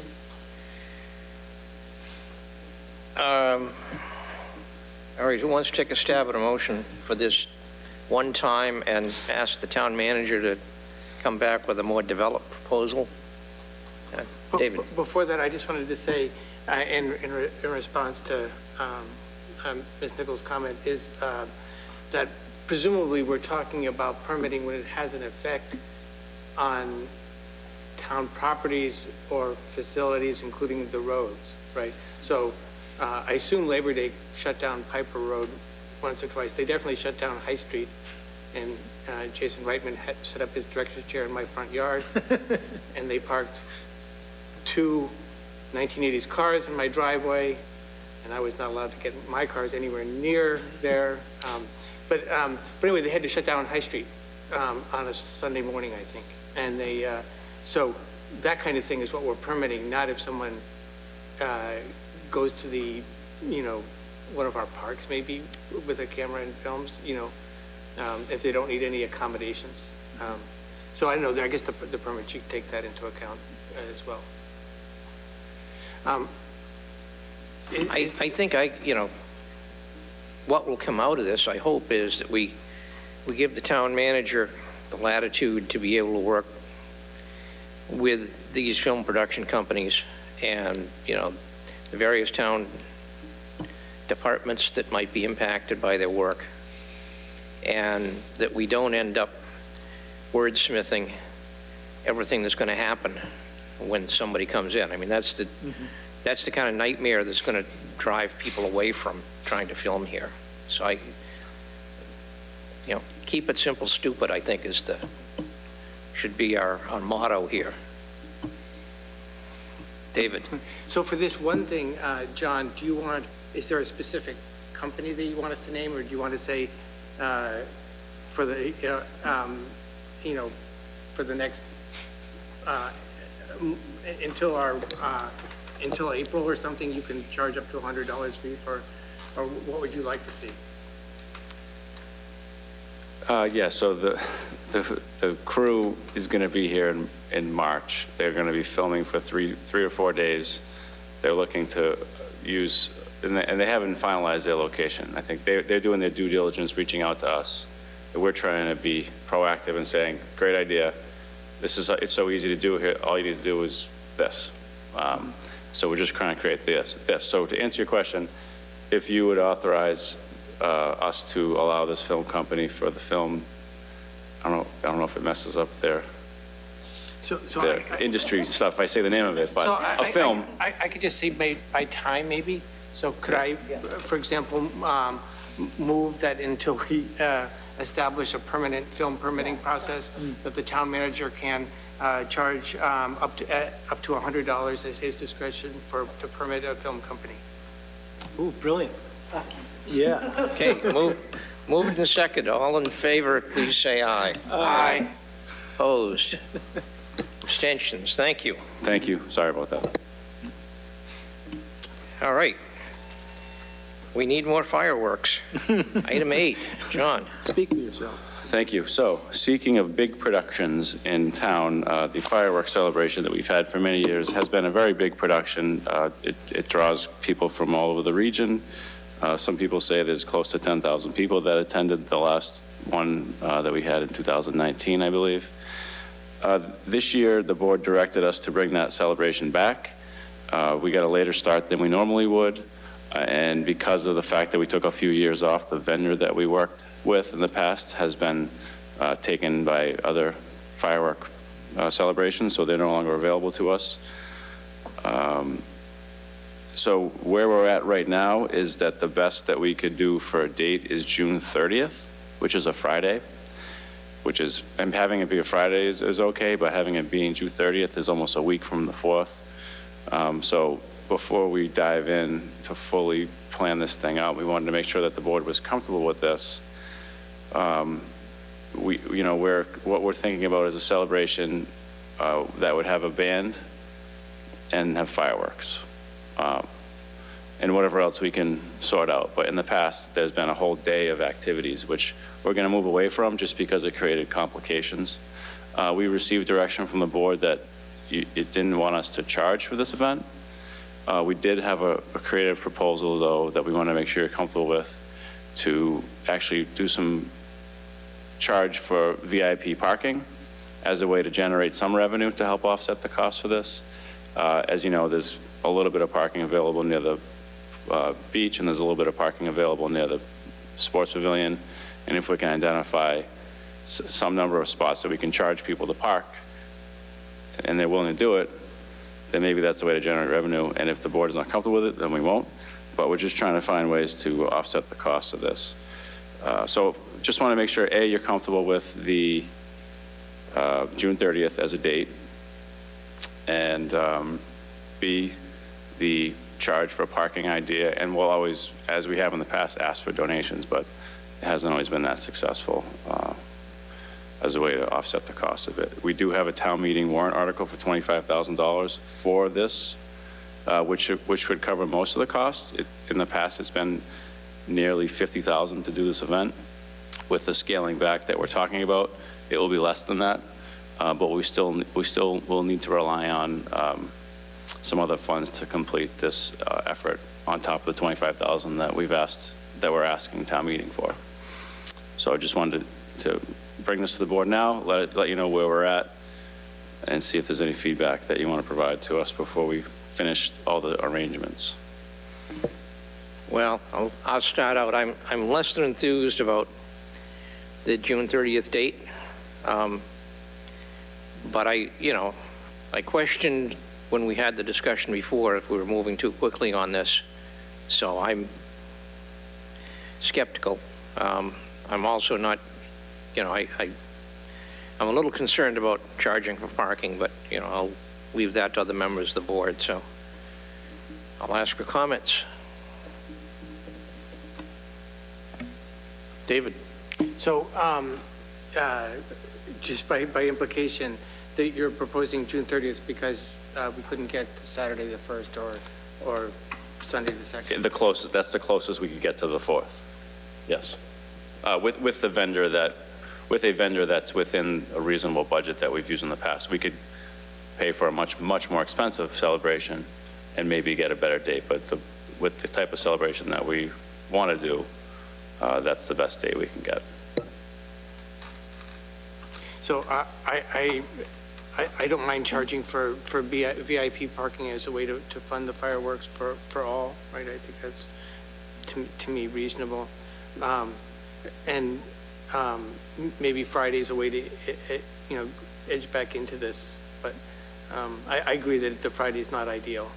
Especially it's funny that it's June instead of July. If it was Friday, July 1st, right? It is funny, but it's just it seems closer to Independence Day. I'd also, John, I was going to speak with you offline about this anyway, but it's a good time to talk about it. I know there's a lot of concern about seeing who we can lock in, most importantly for July 4th, 26, to see what vendors might be available then. So whatever we decide tonight, we got a bigger one coming up in a couple of years. Other comments from Jim? My instinct is to take the money out of the capital budget. We're short on cash anyway. We're hitting a multi-year crunch period. I wouldn't mind seeing that go away. I mean, the idea of throwing a party on June 30th for a whole bunch of people doesn't really seem like a good use of town money, in my opinion. I was somewhat skeptical about this even when it was going to be on the 4th. But June 30th, that's just too weird. It's just not, it doesn't stir me to say, oh yeah, this is a good use of town money. And the parking idea, I appreciate your being creative to try to figure out how to fund this very expensive thing, but the notion of creating something for a group of people that we're going to call very important people, which is what VIP means, and then say that everybody else is not very important, it just sends the whole wrong message to me. Might as well call it royal parking, just to have the total contrast with the notion of Independence Day. So I would say let's skip it this year and save the money for, the big celebration in a couple of years. Imogen? Thank you. I think that, I think June 30th might not be, I don't know if we should be investing our money into something that would happen on June 30th, just because, to everyone's point about June, but I think also because it is pretty far, ahead of July 4th, I wonder what the turnout would be. Would we be able to get the word out? Would we have to invest more in that type of marketing, which then adds another cost? And so I think that it might be best, kind of similar to what Jim said, to maybe table this, perhaps until, a future year. Yeah, once we have a bigger celebration coming up that we're already planning for, maybe investing in that. But yeah, I think that might be our best bet. That's what I'm leaning towards. Thank you. David? So I'm okay skipping it this year, but I will say that this celebration, the way we used to do it, was beloved by town residents, right? And I don't think we should, dismiss it. I mean, I can't tell you how many families even planned their 4th of July weekends around which day Acton had its fireworks.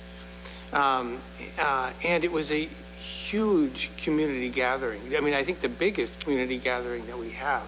And so I would like to bring it back, but I'm fine. Instead of a future year, I would like to ask the town manager to start making arrangements for 2024, for next year. And try to lock in a vendor on a date beginning with July. I mean, it can be the Saturday at the beginning of July if that's what that is, or, I kind of agree with Imogen. We haven't had to do marketing in the past because I think people will look around, right, on the Saturday of 4th of July weekend or on 4th of July itself. They look around and say, where are our fireworks? But I think that people are not going to look on Friday, right? And so I'm okay with this, but I would like to ask the town manager to start working on 2024. Not in earnest, but. Okay, John, do you want to vote on this, or? Well, I think that thank you for the question and the feedback. I think the funding that's in the capital budget could be used for the celebration whenever it occurs. So I would suggest that the board not take steps to change that at this point. Certainly the idea that we need more to do it in a future year, having the funding start this year would help with that. So I'd appreciate support with that capital article in any event. If I'm hearing, which I thought I heard, that there's not interest in having it this year, a vote would be helpful, just to help us stop the planning and put it on pause, because there's a whole team that gets together and we can do other things. Right. I mean, your team works really hard, and, this is going to be a big push anyway, so I think, we'd like to give them some breathing room. So I would move that we not do fireworks this year, and that we leave the money in the capital budget to be held for future events, future fireworks. Could I get a second on that? Second. Okay, moved and seconded. All in favor, say aye. Aye. Opposed? Abstentions? Thank you, John. Status of the River Street Dam Removal Project.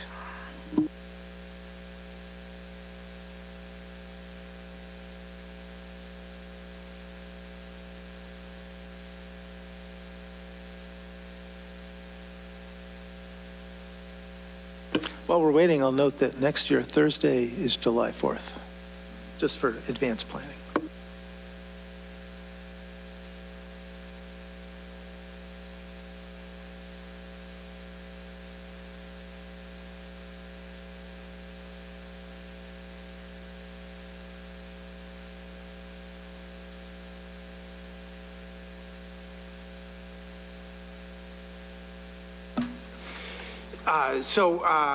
We're talking about this today because the River Street Dam and Park project is approaching a time where it'll go out to bid.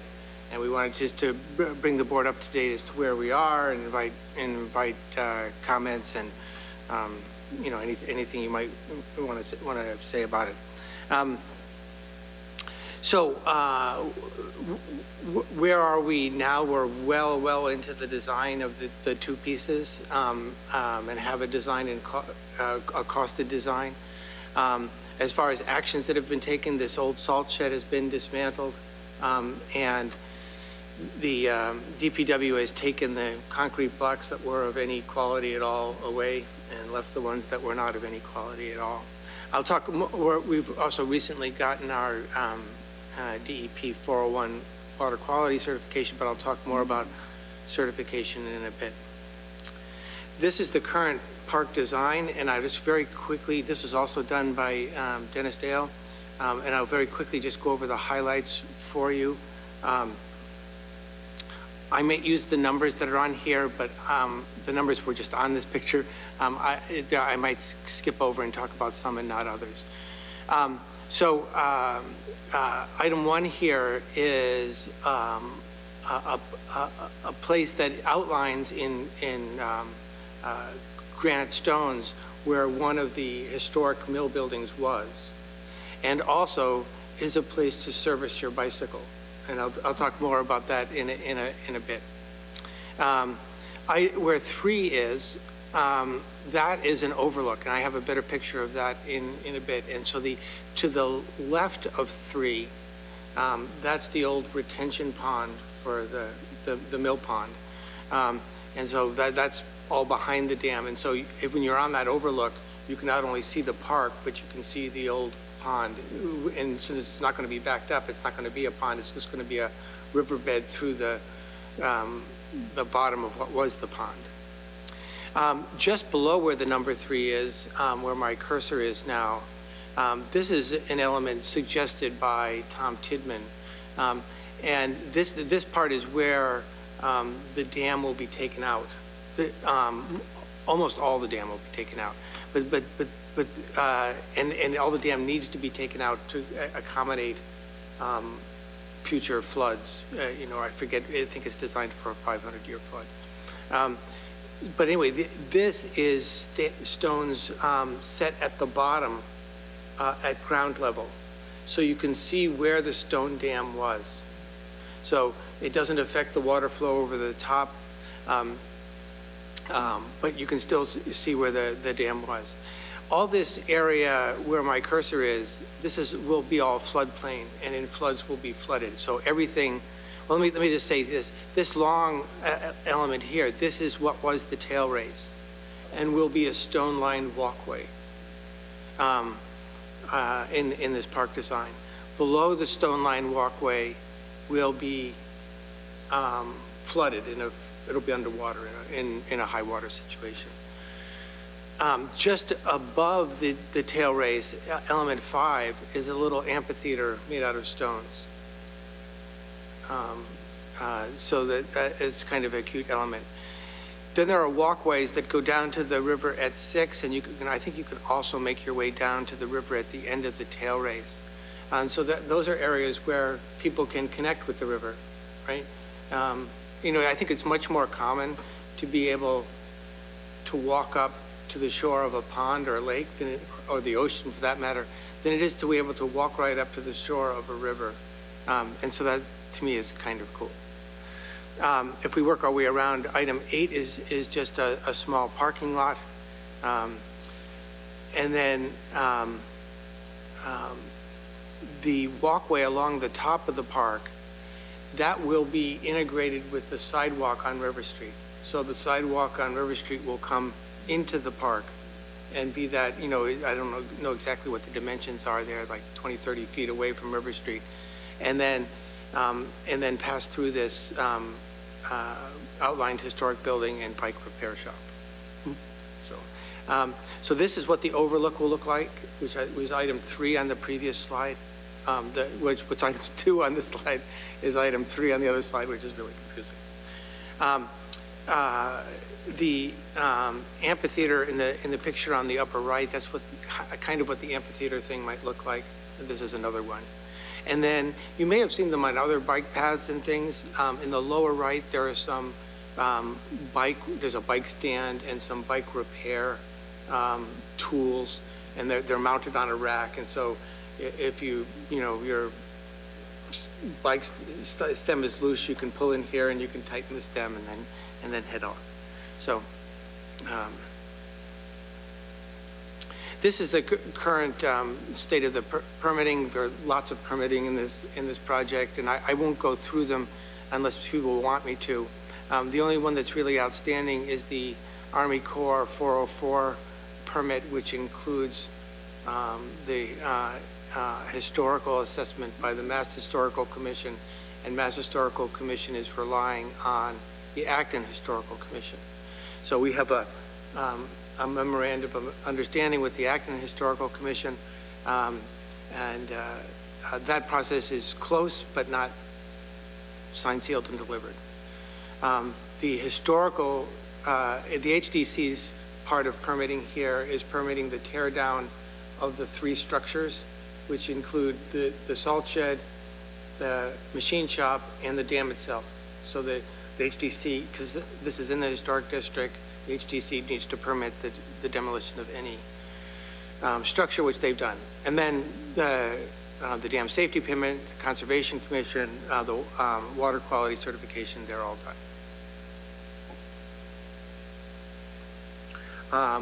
The town manager has recently hired PMA consultants to manage the bidding process and coordinate the project elements. You can see here on the right that the dam removal itself, this has not gone out to bid yet, so these are estimated costs. The dam removal itself is estimated to cost almost $1.2 million. The park construction, which is the park design, is maybe a little less final than the dam design, currently estimated at about $600,000 for a total of about $1.8 million. So that's that. This is the calendar, if you will, the plan. And so we can go out to bid before that final permit, the 404 permit, is in place. We can't begin construction until that's in place. But, we can't begin construction in the water. We actually could begin to tear down the machine shop, but we can't begin construction in the water. So well, this month, advertise the bid. By May, hire the contractor, and at the beginning of the summer, begin the dam and machine shop removal. And then after that, construct the park. And one of the reasons why it's a little vague here is a lot of the park has to do with planting, and some of the planting may need to be done in the spring. And so if we're too far into the fall, it's not right to plant a lot of species. I'm not something I'm an expert on, but that's one of the reasons why the park construction is vague. That's it. Okay. Thank you. Any questions from members of the board? Jim? The sidewalk extension that goes through the top of the park, is that also like a shared use path? Is that where we're figuring bicycles will go to, so they can get to their little bicycle places? Yes, we were figuring that. Okay. But now that you mentioned that, I'm pretty sure the width of that path is enough to be a bike path. But, I will check on that at the working group. Yeah, meeting. that's what I was concerned about. I'm pretty sure that that's the case, and I'm pretty sure I've asked that question before, but I'll make sure that that's the case. Thank you. John? Just a note on the funding, the budget as outlined, and we are actually getting another cost estimate tomorrow. Hopefully it's consistent with what we just said, but just to remind everybody about the funding, town meeting has authorized in the last 3 years CPA funding, but also 2 borrowing authorizations of $250,000 and $750,000. The board has also allocated ARPA funding and then revised that amount based on the $1 million grant that we received.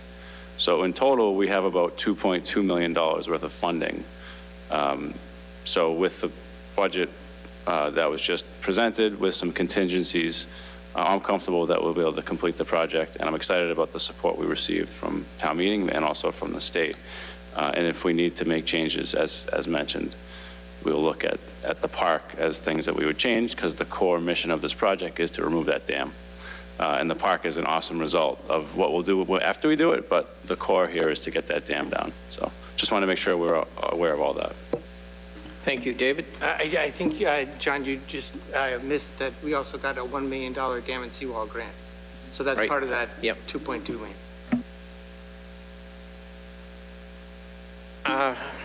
Yeah, it looks great. It's an exciting project. I've been reading in the news about lots of other towns are wrestling with the same problems. You know, it's, yeah, damn. Anything else on this one? No?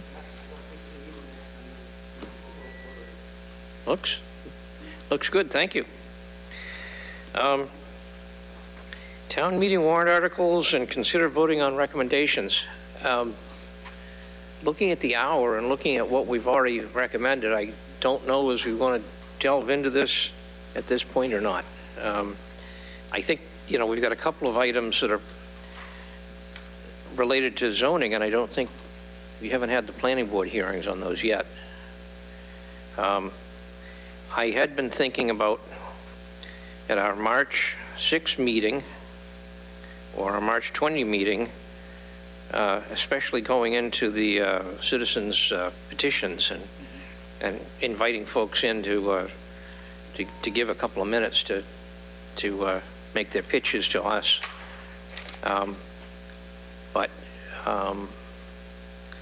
And I've also reached out to the Finance Committee chair to see if they'd be interested in a joint meeting to go over some of these financial articles, and they haven't confirmed this at that point. So it's up to the board, but I don't think we've got a whole lot of business to conduct at this point on the warrant. Jim.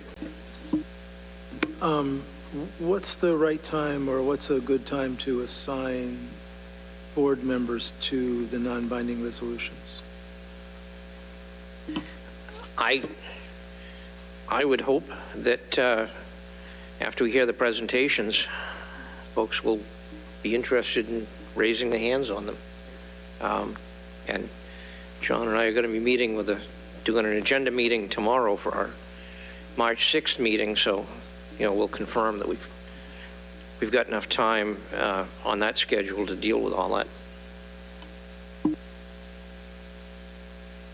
So unless anybody says anything else, I would like to pass over on that. Okay. Discuss timeline and criteria for the Colonel Francis Faulkner Senior Exemplary Volunteer of the Year Award. We do this every year. Everybody here has gone through the process. I think the important thing on the timing is we want to get this done well ahead of town meeting. I know I've received some background information about who's gotten the award in the past and some of the initial paperwork on it. So could we put this, pencil this in as coming up with our recommendations by our March 20 meeting?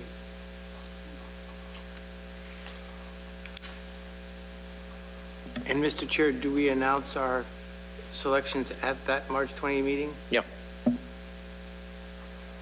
But let Lisa know beforehand in case, in some odd reason, like we both nominate the same person, which would be very unlikely, but it's good to have someone who knows ahead of time. Yeah, we'll submit all that through the town manager's office, and John and Lisa can do the due diligence on it. Town manager evaluation process update. I think we've seen a lot of the paperwork on this. What I'm going to ask is the manager's office send out the forms probably tomorrow or the next day, and give folks enough time to fill that stuff out. Everything comes back to me, and I will compile all of those comments and move ahead from that. Again, the idea is to get this done well ahead of the town meeting rush time. John, do you have anything to add from any logistics point of view on that? Yeah, just that the period of review is actually March 1st, 2022 through February 28th, 2023, which may feel like an overlap with last year's, because the review happened, I think, in June. But we can sort through that. I just wanted to know that that's the official review period, I believe. And I will get you the information before the end of the month, which is fast approaching. Okay. Can I ask you just a quick question on that? Yes. Is our intention to leave that period that way forever? Because it's now a month farther away from town meeting. And I only mention town meeting because there's a different board starts the meeting after town meeting. So it just seems to me that, eventually we'd want to get to the point where it was close to, the review period was close to town meeting. Yeah, I think I'd defer to the next chair to perhaps adjust the timeline on it, or at least discuss it. John?